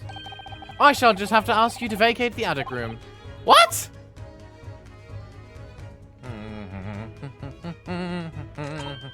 Well, it's time I started getting things ready for dinner, I think. Ginny will be here before long. If they kill Gina. I don't think they will, because I think she's in the second game. Thank you, Iris. Oh, well, you must let me help you. I'm assuming that because the trading cards of the Steam game, it's who you'd expect, right? It's Ryunosuke, Susato, Kazuma, Iris, Sholmes, and then there's Barak von Zeeks, but then there's one trading card of Gina Lestrade, which seems kind of out of place if she's only in 2 cases and is the victim in the second one. So it would be a little bit out of place if they killed her, I think. Of course, Susie. There's plenty to do. I think I shall investigate the condition of my faithful performing partner. Now then, where did I leave it? Let this be a lesson to you, Mr. Sholmes. Never leave anything too precious with the pawnbroker. Yes. You may be right. It's the cat messing it up. Oh, that reminds me of something Mr. Winterbank said before. He said that he had a manuscript of Iris's in pawn, didn't he? Did he? Yes, he definitely mentioned it. Mr. Sholmes' latest tale of otherworldly mystery lies dormant in my storeroom, were his words, I believe. So you heard about that, did you? I expect you were as incensed as I was. Oh yes, the idea of such a wonderful story languishing in Mr. Winterbank's storeroom, gathering dust. My dear madame, I'm quite sure I told you already. The pawnbroker's storeroom is the safest place for it, more secure than a bank's vault. And what about your Stradivarius, Hurley? Was that safe and secure? Well, there may be the occasional mix-up, caused by a certain impertinent someone not too far from me now. Do you have any idea how long it took me to write that Baskerville story, Hurley? That's the name of this chapter. Oh, it sounds so exciting. The Hound of the Baskervilles. I should love to read it.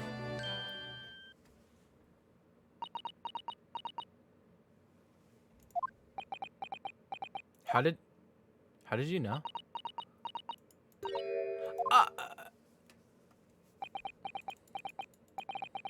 What's going on here? Why does it feel like an icy chill just swept through the room? Susie, what did you just say? You said the Hound of the Baskervilles.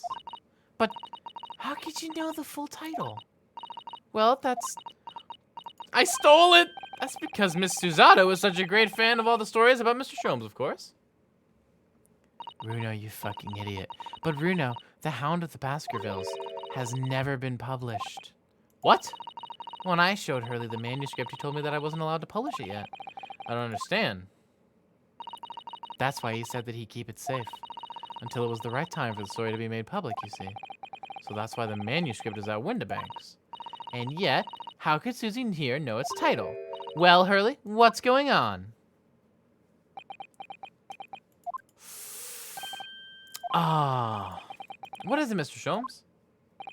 It would appear our guest has arrived.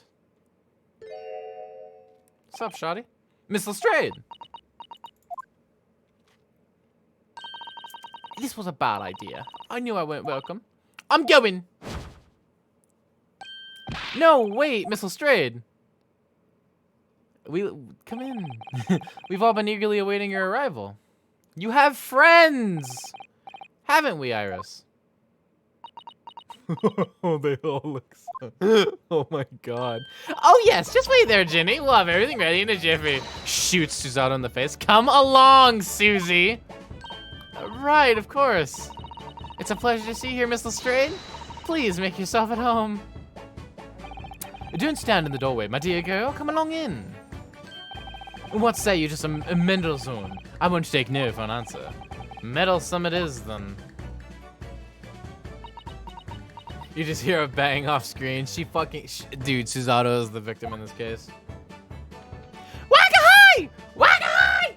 Meow! He's got a bow tie! Look at him! Meow! Baby! My baby! That evening, Iris prepared us all a meal that was even more delicious than usual. Mr. Sholmes' violin performance was in no way meddlesome. And Gina, as we came to call her, taught us all how to steal things from one another without being noticed. Everyone thoroughly enjoyed themselves well into the night. Kibby. Kibby. 15th April. There's a shovel! There's a shovel! It's a shovel! It's sus. That was a very enjoyable evening, wasn't it? Don't play Kazuma's sad theme. Oh yes, Iris's cooking was truly divine. And I feel as though I can still hear the enchanting strains of Mr. Sholmes' violin even now. And best of all, I bet I could steal the glasses from his lordship's face next time we're in court. No. Naruhodo-san, can I consult with you about something, I wonder? What's the matter, Susato-san? It's about the telegram I received. Oh shit, I totally forgot about that. Ah, the one that arrived first thing this morning, I suppose. I've been summoned. What? Summoned? What do you mean? The telegram was from the Lord Chief Justice's office. Lord Strongheart has asked to see me. The Lord Chief Justice? When? Tomorrow morning. What? Then we have to start preparing at once. Oh no, that won't be necessary, Naruhodo-san. I've been summoned alone. Alone? What on earth for? I guess he's into those pretty Japanese ladies. I have no idea. I suppose I shall find out tomorrow. What's all this about? Whatever it is, it's making me feel very uneasy.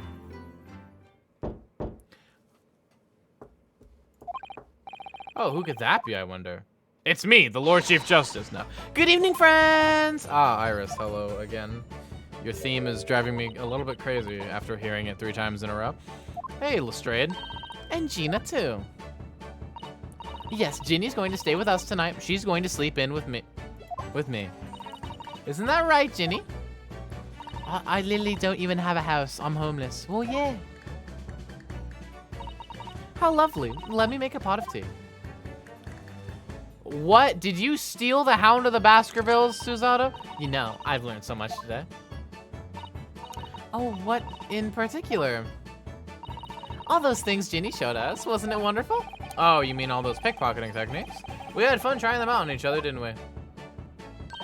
I think I've awakened a natural talent. I could earn a living from it. You might be getting ahead of yourself a little there. A train whistle? I didn't notice that. So what brings you up to our humble quarters at this late hour? Well, you see, I came to return this. Wait, what? That's mine. Oh my, however did you... No, I've still got it. I've got it still. Nope, you didn't take it. I told you, didn't I? I have a natural talent for it. Oh, yes, I'd forgotten. Iris literally is a child genius. So anyway, here, you can have it back. Not that I really understand why you wear it, though. Thank you. All right, then, good night. Yes, good night.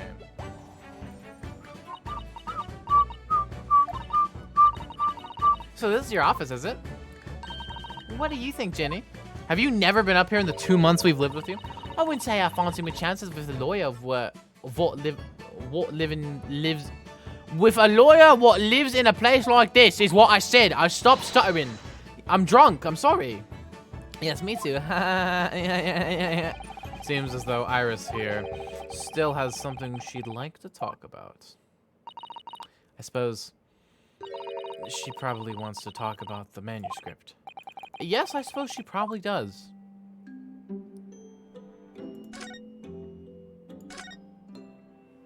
The manuscript. Iris, I suppose you're hoping to talk about the manuscript, aren't you? What did you fucking do with it? Aren't you going to tell me? I'm so sorry. I need a little more time, please. That doesn't fucking work around here, sis. Alright, I understand. I hope I haven't made you feel awkward. Oh no, not at all, Iris, not at all. I don't think it's that hard to understand. I don't know what all this is about, but it's a story you made up, is it, Iris? This mantle script or whatever you call it? Give me the fucking menu. It's not exactly a story that I made up. It's something I read in Daddy's diaries. Oh! Daddy's? I mean, I know you and Sholmes are close, but goddamn. That's right, I don't suppose I've mentioned it to you before, Ginny, but my daddy was Hurley's assistant once, his partner. They solved all sorts of strange and mysterious cases together. I'm sorry, Crisis. I'm sorry. Sometimes the jokes just pop into my head and I say them out loud before I'm like, maybe that's not necessarily funny. I speak faster than I think, man. Is that right, mister? Apparently so. I was as surprised as you are, though. Although I didn't go. And Daddy wrote all the details of every single case down, you see, in his diaries.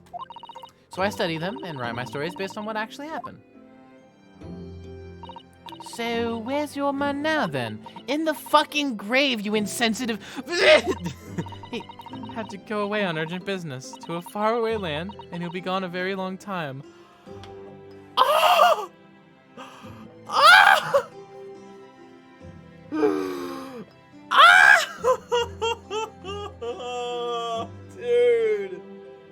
Dude. Not cool, game. Not cool. A very far away land called Heaven. So, I've never really met him. And you never will! God. All right. Come to think of it, I don't know anything about Gina's parents either. Perhaps we should ask her. Hey, your parents dead too? Let's just all get dead parents here. Where's my parents? Where's Ryunosuke's parents? Where's Cosima's parents? Suzato-san, you got dead parents too? Whose parents aren't dead? Sherlock? Herlock? So this Hound of the Baskervilles story, I take it as another tale inspired by your father's accounts. And that's right, though I thought it was fascinating. But it's different somehow.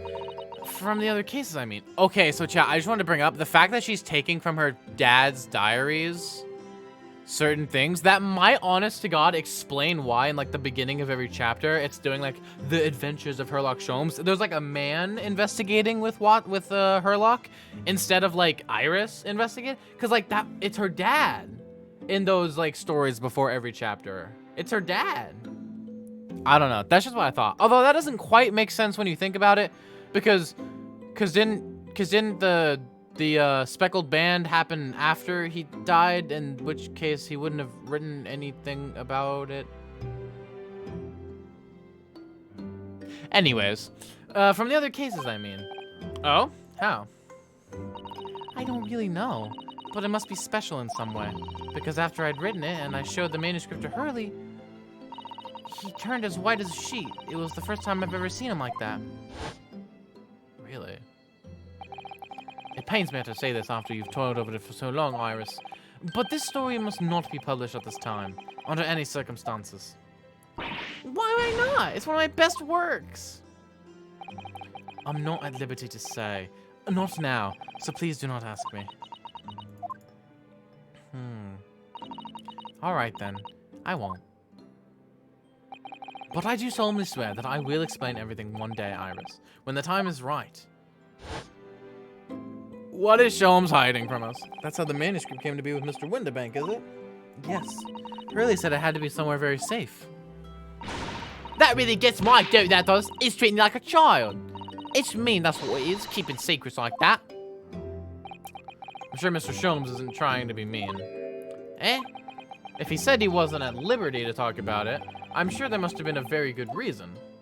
Mr. Sholmes literally went into a pawnbrokery and said, "Hey guys, there's like $1 trillion fucking in that bank across the street. Don't tell anyone I said that though." But he won't tell her about this?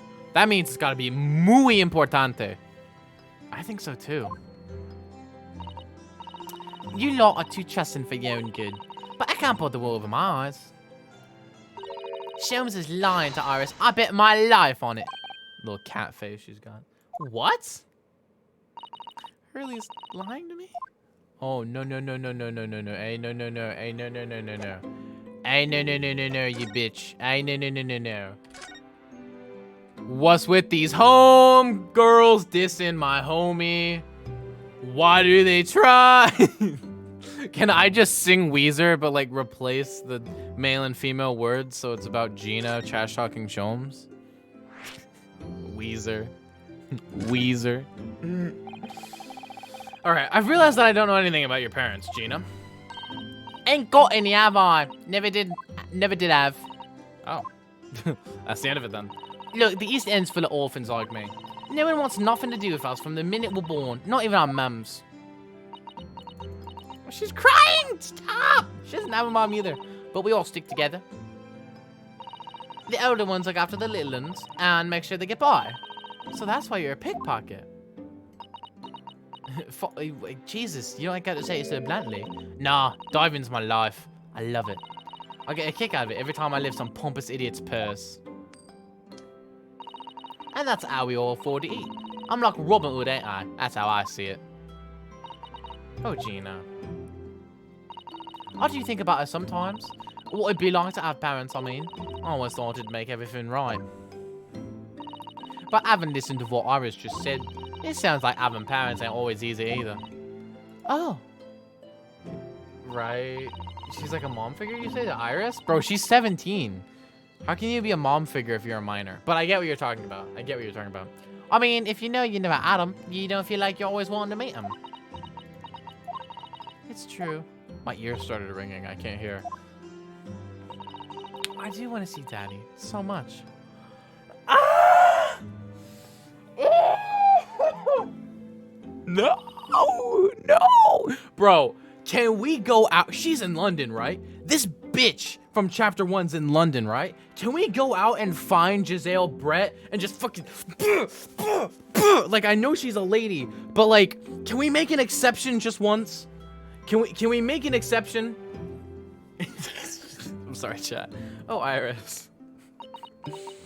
Oh my god. We sure can. Let's go. Let's fucking go.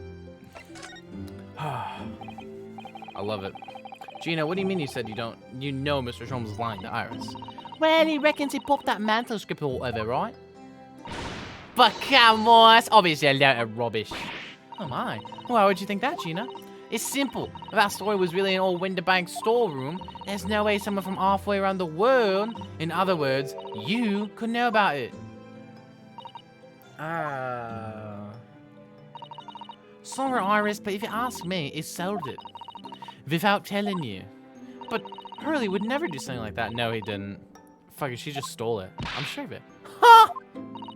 Grown-ups do a lot worse than that, believe me. Barefaced liars, a lot of them. Wait! Wait! Wait! Wait! Wait! Theory. Theory. Theory. Theory. Do you know how in the very first trial, Susato wasn't there? She went to Giselle Brett's, you know, like, her, like, studying area and got her research data, right? What if, when she was over there, she found John H. Wilson's office? She was looking through his office as well, because he was her teacher, right? And what if Hurley gave the Hound of the Baskervilles to him? And that's how Susato knows about it. She didn't steal it from the storeroom. She saw it in John H. Wilson's office back in Japan. You just ain't realized it yet. Susato lore. I'm telling you, that mantle script ain't at Winterbanks. You'd soon see if you had a look. Even if you think you can trust him, I don't. That Shelms is a liar like the rest of them. If I'm honest, I have wondered if Hurley's telling me the truth sometimes. See, oh, but I don't mean that I think he sold it. I mean that I sometimes wonder if he might have hidden my manuscript somewhere. Somewhere I don't know. Even though it's wrong of me to doubt him. Damn, don't be too hard on yourself, Iris. Damn. Maybe he did. Maybe he hid it with his partner. Oh my goodness, look at the time. Come along, Ginny, we should go back downstairs. Yeah, all right. And please, don't mention any of this to Hurley, will you? Hey, Sholmes. Your daughter's snitching. No, of course not. Good night then, Iris. Good night then, Gina. You must let me make breakfast for you tomorrow morning. I insist. Oh, yes, please. I can't wait, Susie. And she's like, this gold coin is actually chocolate. It's a chocolate coin I've got. I'll have it with breakfast tomorrow morning. She opens it up and the chocolate's gone. God damn it. Good night, then. Yeah, good night. Iris. It sure is easy to forget, isn't it? Sometimes she speaks just like an adult. But deep down, and on the surface, she's just a child. Jesus Christ. She's like as tall as my knee. If I punted Iris, how far do you, chat? If I went up to Iris and punted her as hard as I could, how far do you think she'd go? Because I reckon I could get her pretty far. Like, okay, I'm kidding, I'm kidding, I'm kidding. I'm kidding, chat. Please don't kill me. Dude, I choked on my soda. I think it's time that I turn in for the night too, Naruhodo-san. Oh, why would you say that so confidently? Dr. John H. Wilson, Iris's father. He was the hottest man I'd ever known, but also the name of the murdered visiting professor at Yuma University. Can't be a mere coincidence. There's something deeper going on. What if Giselle Brett is Mr. McGilded? I fucking figured it out, dude. Wait, hey, yo, what's going on when I'm sleeping? What's going on here? Hey, yo. Mr. Naruhodo. Mr. Naruhodo. That voice. That's Mr. Sholmes. Oh, Mr. Naruhodo, I'm so feminine. What's going on? It's the middle of the night.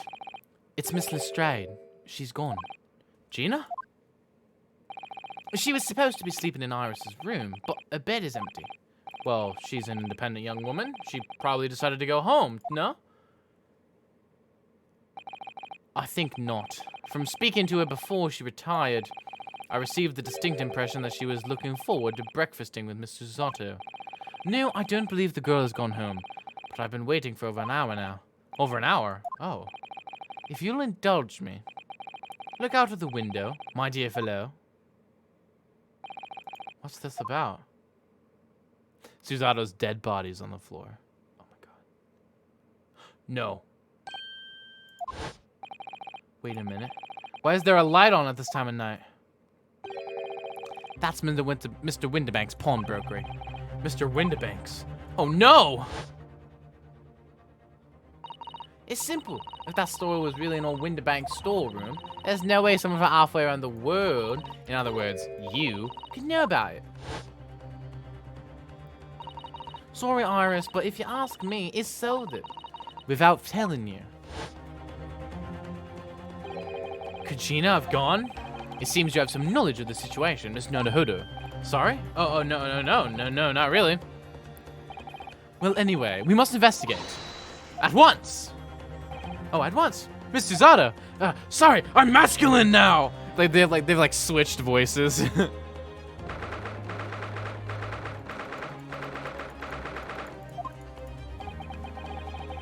The door to Winterbanks, it's open! And the lamp is burning. It must be Gina, mustn't it? Let us hope it's nothing more sinister. What? Come, there's not a moment to lose. Clearly something is afoot inside.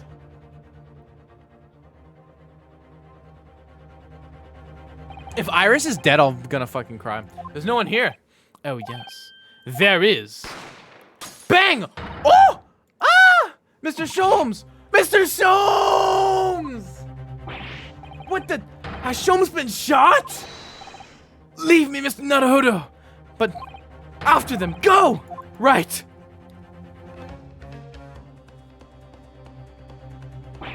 Blast! I've lost them.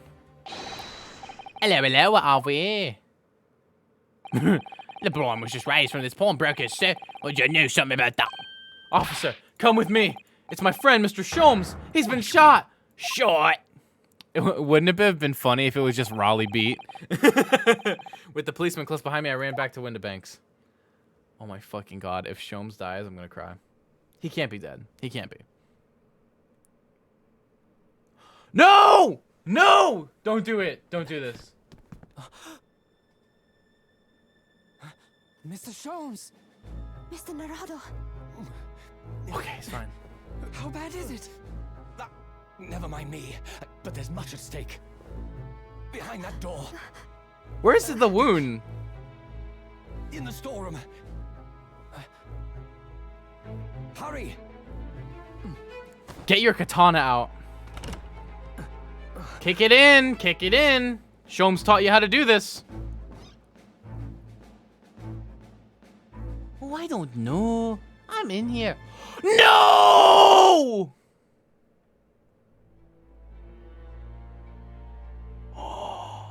Oh, shit. We're defending Gina. We're defending Gina in court. Holy fuck. Oh my god.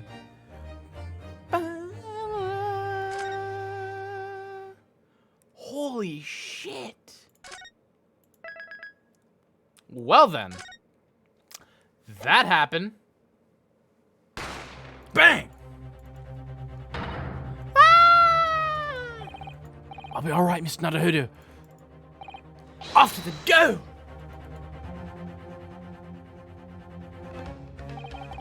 Behind that door, in the storeroom. Hurry! Dude. Winterbank is dead! It's like a fucking Danganronpa death, just... It's Gina! Oh, and she's holding the fucking gun. Jesus, she's holding the gun. From that moment, Winterbank's pawnbrokery became a crime scene. Everything that followed happened in a whirlwind of activity. The arrival of the police, the preliminary investigation of the scene, and the questioning. It was just before dawn before I was allowed back to my lodgings at 221B.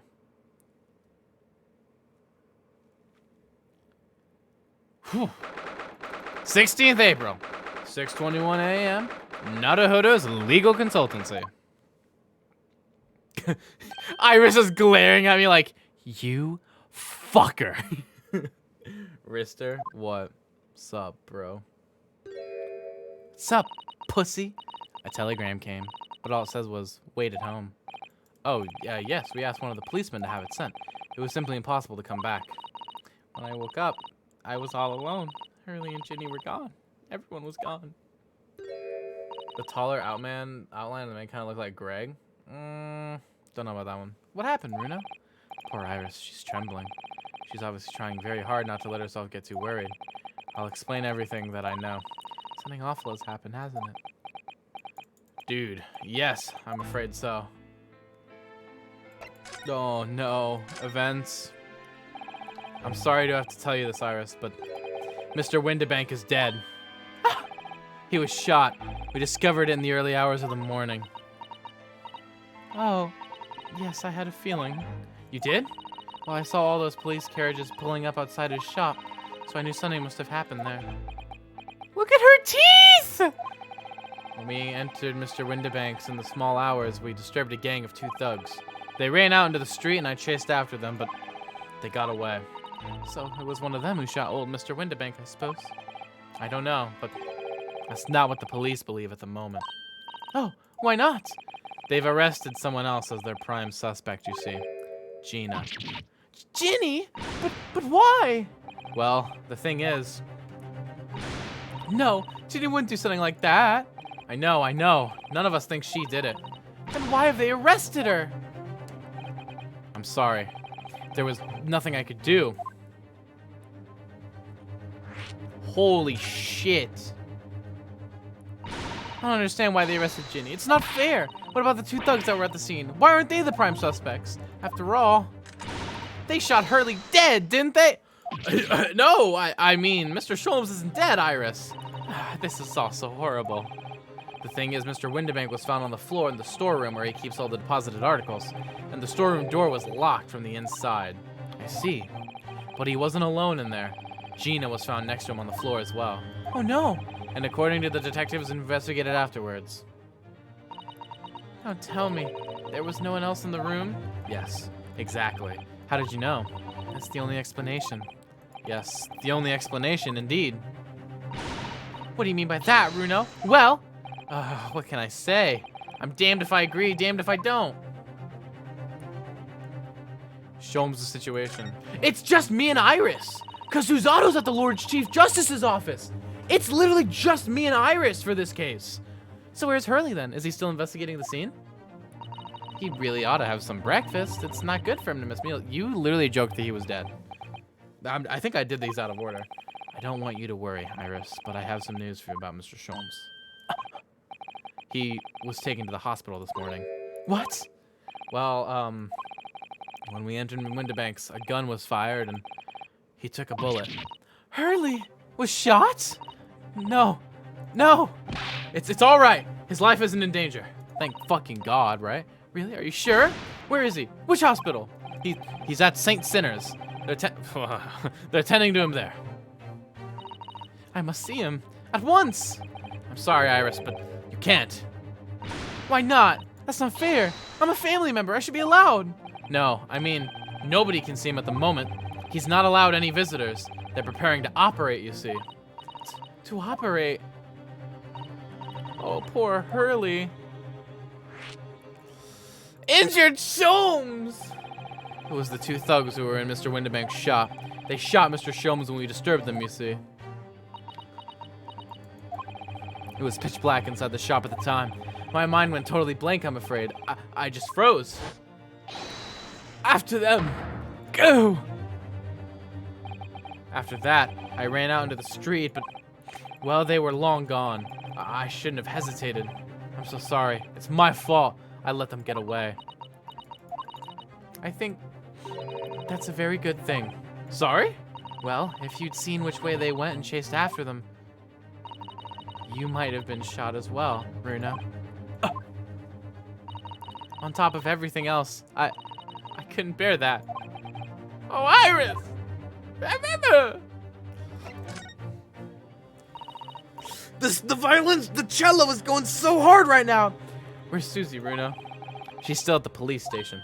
Oh, why? I expect she's still being questioned. The police said they wouldn't be finished for a while. Why aren't you there then?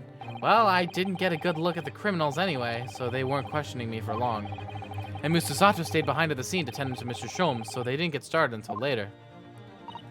Ah, I see. Besides, one of us had to come back to be with Iris. I'm glad Inspector Gregson agreed to me leaving early. You should have let me know, and I would have come to the station. I'm afraid I'll need to go out again now, Iris. There's not much I can do at the moment, but I can at least try to find out how Mr. Sholmes and Gina are getting on. I want to go too. Take me with you, Runo. I can't stand just sitting around here waiting. I'm not sure how I feel about taking a 10-year-old child to the scene of a murder, but I don't want to leave her all alone here either. All right then, Iris. Perhaps you can help me? Oh yes, I'd love to. Gina's at the prison. Mr. Sholmes is probably in his hospital bed. Well, he's not allowed any visitors, so... And don't forget we have to visit the crime scene. We need to conduct a thorough investigation. I can see you're ready for action. I imagine Iris would appreciate going to the hospital sooner rather than later. All right, it's telling us to go to the hospital first, but can we get some damn tea, shawty? Like, it's spring at last and the weather is warmer now, but I love the smell of the fire and the steam rising from the kettle. Oh, how about some tea, Runo? Thanks, Iris, but I'm all right for now. With the green tea Susato-san makes me from time to time and Iris's unique herbal infusions, this place is paradise for a true tea lover. If you're sure, you know I always have plenty whenever you're feeling thirsty. Chat, this is like the last case in Justice for All, the second Phoenix Wright game, because it was just me and Pearl essentially for that case, and it's the same thing here. I'm a big fan of this. Every single last case for some reason, it's just got to be me and a like extremely underrated. Wait a minute, that doesn't sound right. That doesn't sound right at all. Bum, bum, bum, bum, bum. Sholmes. Sholmes! Saint Sinners Hospital, Ward 3. Hurley! Oh. Damn. He's not here. No. That's strange. The nurse definitely said he was in the bed by the window, didn't she? Damn, he doesn't even get his own room. Oh, I know it's probably happened. Hurley was being a big baby, and the bullet wound wasn't that bad after all, so he's been sent home. I'm not so sure about that. Baby or not, there is no question that it was a fairly serious injury that Mr. Sholmes suffered. Oh, don't tell her that. Hello, hello, what have we here? The ward is off limits, no visiting. What are you doing in here? You're not Gregson. What's this theme doing here? Well, I'll have you know we're Hurley's next of kin. We're begging your pardon then, ma'am. Sir? A little lady and a curious Eastern gentleman. Mystery solver has a mysterious family, eh? If that's how you see us, sure. Where is he, Constable? Where's Hurley? I believe he's currently in the operating theater, ma'am. Undergoing an extensive operation. Extensive? It has several hours since he went in. Oh dear. Is he going to be alright? The mysterious found family? Fuck yeah. Well, it doesn't appear to be working, you see? Dude, they're gonna do bloodletting and he's gonna die, just like George Washington, man. The anesthetic, that is. Oh, Giselle Brett, when she went to college, was studying anesthesiology. No, it's not a it's not a coincidence, right? It's not a coincidence. It can't be. There's no way. The poison that she used to kill John Wilson, curare, that it was being studied as an anesthetic. Is she gonna try to poison? Oh, dude, something's happening. Something's crazy. Something's weird. Something's weird, dude. I've heard a report a gentleman claims he had a little bit too much to drink that last night. Coffee, that is. Huh. Anyway, I think it would be fair to assume that he won't be back here for several hours yet. I see. Thank you, Constable. Perhaps we should leave and come back later. Oh, poor Hurley. If Giselle fucking Brett appears in this game again, I'm gonna cry. I'm going to literally murder her, actually. I'm going to murder her. Wait, what is her comments? It's always a bit quiet when Hurley is not around. Damn!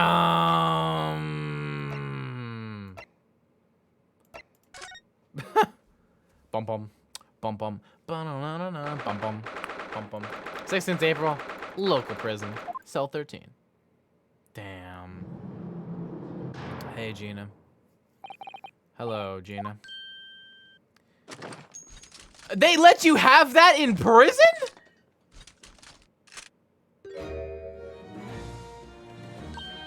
Oh, you still have the grenade launcher Hurley and I made. I wish you wouldn't point it at me all the time, though. What are you here for? Ginny, I have a feeling it's because of us that you've ended up in trouble. So we're thinking that we might be able to help you. Oh, wait, you can't. Sorry? You heard? Get lost. Don't be like that, Ginny. I know you didn't do it. You'd never shoot someone. I just know you wouldn't. You think you know me? Put the other one. Oh. You ain't got the first idea about the likes of me. I'm a thief. I pinch people's purses when they're walking down the street. That's how I get by. And if I saw me chance, I'd sneak into a pawn shop any day of the week. Just to see what I could see me lay my hands on. Get it? That's the kind of person I am. But Ginny, I'll be in court tomorrow, they said. Some cove came by, said before he'd be a lawyer for me for some like, so it was my right or something. But I told him to get stuffed. I don't need no lawyer. I don't need no one. She couldn't be staring at me anymore, obviously, if she tried. Why are you being like this, Ginny? Whew. Legal representation. Let me represent you, Shoddy. I don't understand, Gina. Why did you send the public defender away? It want me to sign some papers, representation papers or something like that. It's all gonna be rigged anyway, a whole trial. They'll pin it on me because I'm a kid. That's what grown-ups always do. She's the Edgeworth of the case. Why do you think that? Because that's how it always been for me, growing up in the back slums. Me whole life. If you do what the grown-ups tell you, you get your mates dragged off by the coppers. Or worse. I've had it happen to me before and all. Been sold out and nearly snaffled on the back of it. You can't trust no one, that's the point. As soon as you do, you're gone to grass. Dead. Gina, listen. If you'd like, in tomorrow's trial, I could... Forget it! Ginny, don't you trust Runo? Don't you trust me, Shoddy? No, I don't. Oh, look, I'll ask her nicely now. Just leave me alone. What happened? Ah! I kicked my desk and everything died. Will you tell us what happened, Gina? Last night at the pawnbrokers. I killed him. Yeah, I did it. There's nothing to tell. I figured it'd pay me, so I broke into the place and started going through the storeroom. But the old bloke walked into me, and you know the rest. But why, Ginny? Why would you do that? Ain't it obvious the place is full of stuff I could sell for a shilling or two? Diving ain't easy, you know, it's a lot of work, and half the time you don't even get nothing. Is that really why you broke into the place? I think you were looking for the manuscript. What? Are you sure the true reason wasn't something else? Oh, give it a rest. What would be the point anyway, eh? Nothing I could say would make a blind bit of difference. Please tell us, Ginny. We'll believe you, whatever it is. Believe me? Don't be daft. You can't believe nothing. Everyone's liars all the time. And you know what? When it comes to liars, I'm the biggest of the lot. I've told some unforgivable lies, I have. What do you mean by that? What unforgivable lies? Hey, yo, does it have anything to do with Magnus McGilded? What do you mean before, Gina, when you said you were the biggest liar of the lot? Why don't you tell us what these unforgivable lies you've told are? Maybe we can help. Sorry. We're out of time. They're gonna want to question me now. Jenny, please. Oh, yeah. I wanted to give you this. Something to remember me by. It's a little kitty! A photographic print of a really adorable cat. Wow. That is a great photo. I found it in one of the pockets of this coat. Ain't no point me having it. Evidence! Evidence! Evidence! Evidence! Evidence! Evidence! Evidence! No, it's not in the record yet. I wonder what a little photograph was like with doing in a pocket of that overcoat. Check the fucking back. Anyway, don't bother coming again. Bye. Oh, Ginny. Can I look?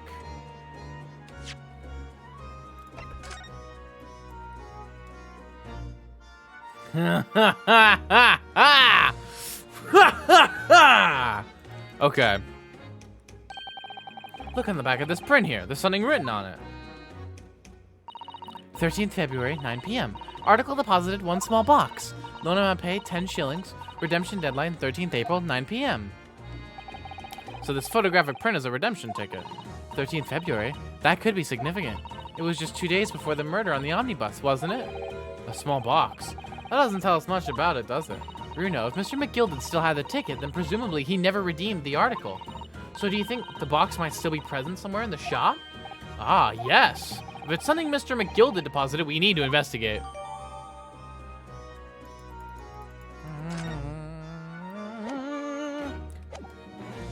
I love her theme though, low-key.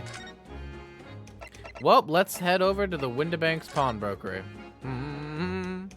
It would be more than 2 months though, so presumably it would be out here in the front, wouldn't it? Isn't that small box down there? Windibanks Pawnbrokery. Damn, there are people walking around and shit? Look at that bullshittery. This is where it happened then? Last night? That's right. The 2 thugs I told you about were obviously ransacking the place looking for valuables. His name is Mr. Mittens. But apart from the policeman in here, you wouldn't know anything had happened. There's no sign of a disturbance. No, you're right about that, except for that torn thing on the floor. You're right about that, actually. In fact, if anyone, it's the police who seem to be the ones doing the ransacking. I know what you mean. They're like a gang of organized criminals all dressed in black. Oh, I heard that! Is it Gregson? Yeah, Gregson. Gregson, mate. I'm Gregson. Oh, Inspector, good morning. I suppose I ought to thank you for your vigilance last night. We got to the scene before it was disturbed, at least. Shame you let the 2 rogues get away, man. Yes, I'm sorry about that. Fucking A, dude.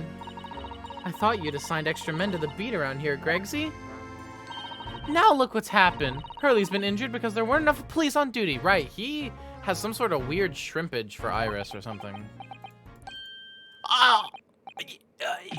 Your ladyship! No one told me you were coming. I expect you to take full responsibility for what happened to Hurley and see as the very best medical care. The calendar? What about the calendar? Of course, your ladyship. The very best doctors in the capital attending to him as we speak. And I don't think it's Runo's fault that the rogues managed to get away, is it? Chasing criminals is the police's job. The calendar is bloodstained and ransacked. That is a sign of a struggle.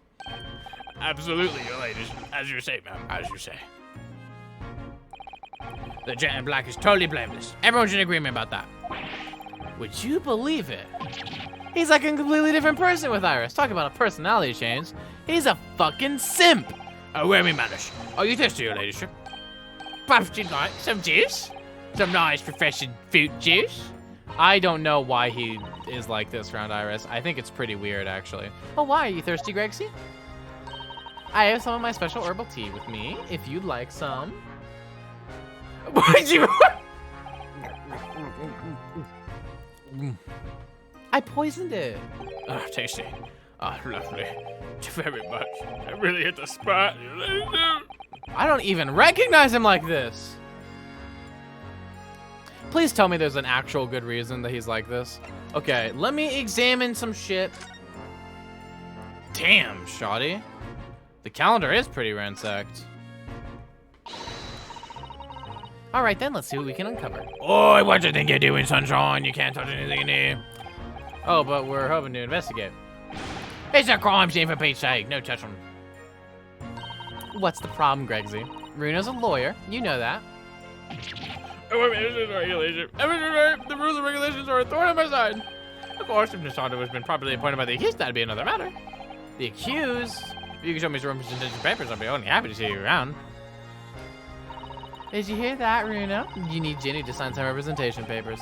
It looks like presenting the detective here with the correct paperwork is the only way.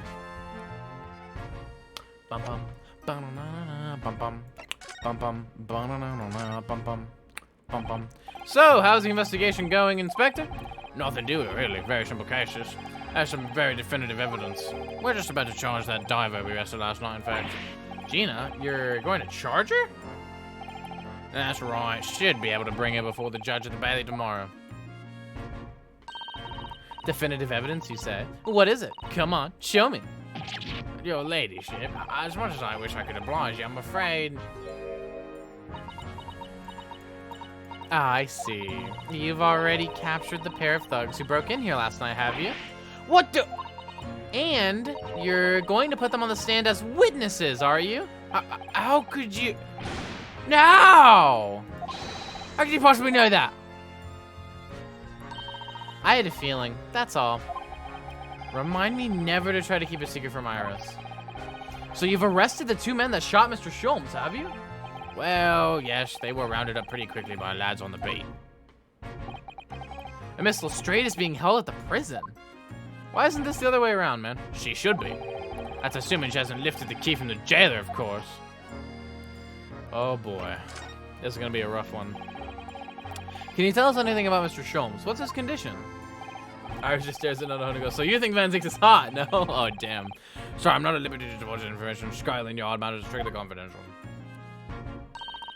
Well, I know he's not being operated on at St. Sinners. Why can't I see him? I'm family, you know? I'm not terribly sorry, your ladyship. It's the hospital's policy. No visiting at all. Oh. The bullet must have hit an artery in his midriff. He's lost a fair bit of blood. Oh, no.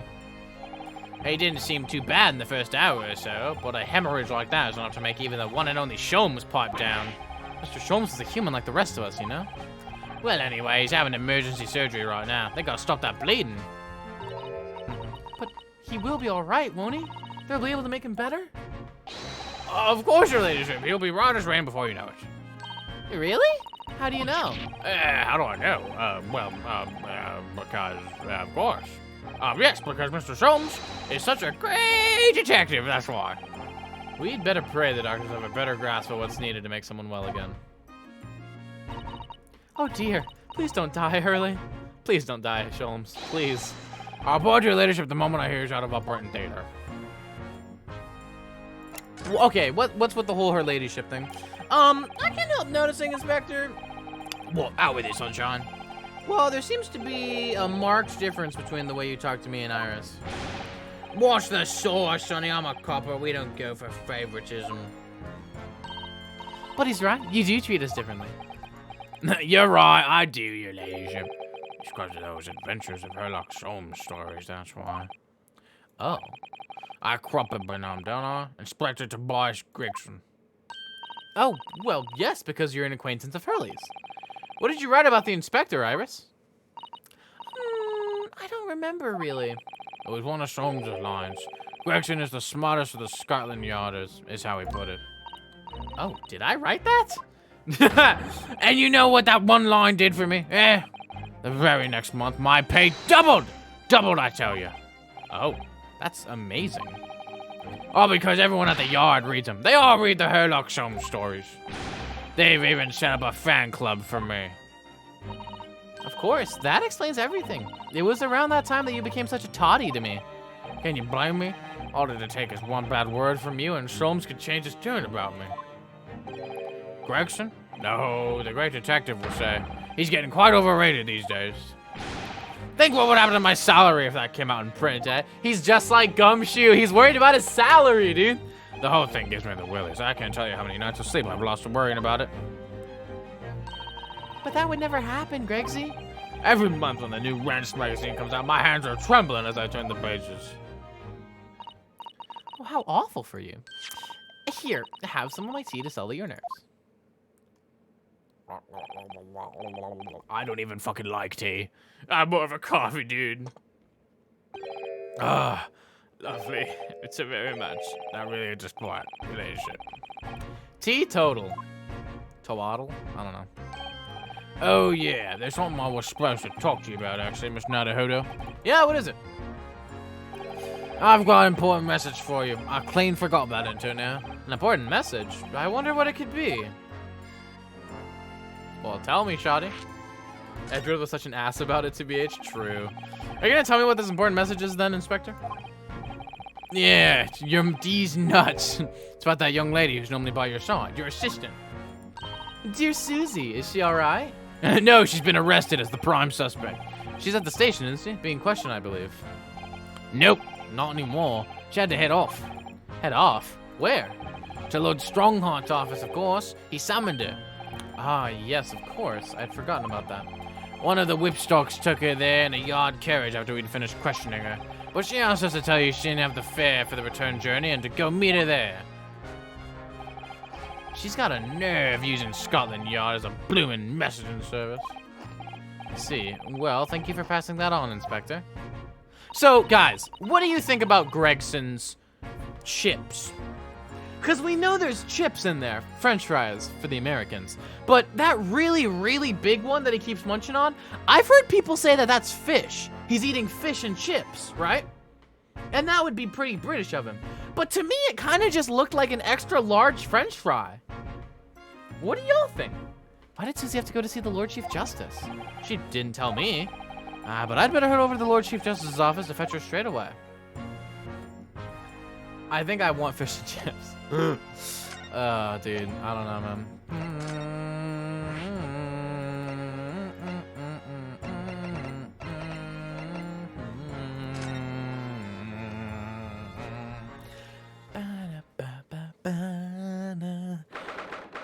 All right, 16th of April, British Supreme Court Lord Chief Justice's office. What a fucking mouthful that is. But chat. Don't mind me. Don't mind me. Don't mind me. Don't mind me. Don't mind me. Don't mind me. Don't mind me. Don't mind me. Don't mind me. Don't mind me. Don't mind me. That is going to be the end of the stream today. Thank you guys so much for coming out. It's going to be an absolutely pleasure to have you guys here. No raid today. Pretty sure. Yeah, do you guys want to raid a VTuber or nah? Let's just end it. Anyways, chat, hope you guys have had a fantastic time. I will see you guys tomorrow. I love in this case so far. I will see y'all then. Farewell, everybody. Have a good one.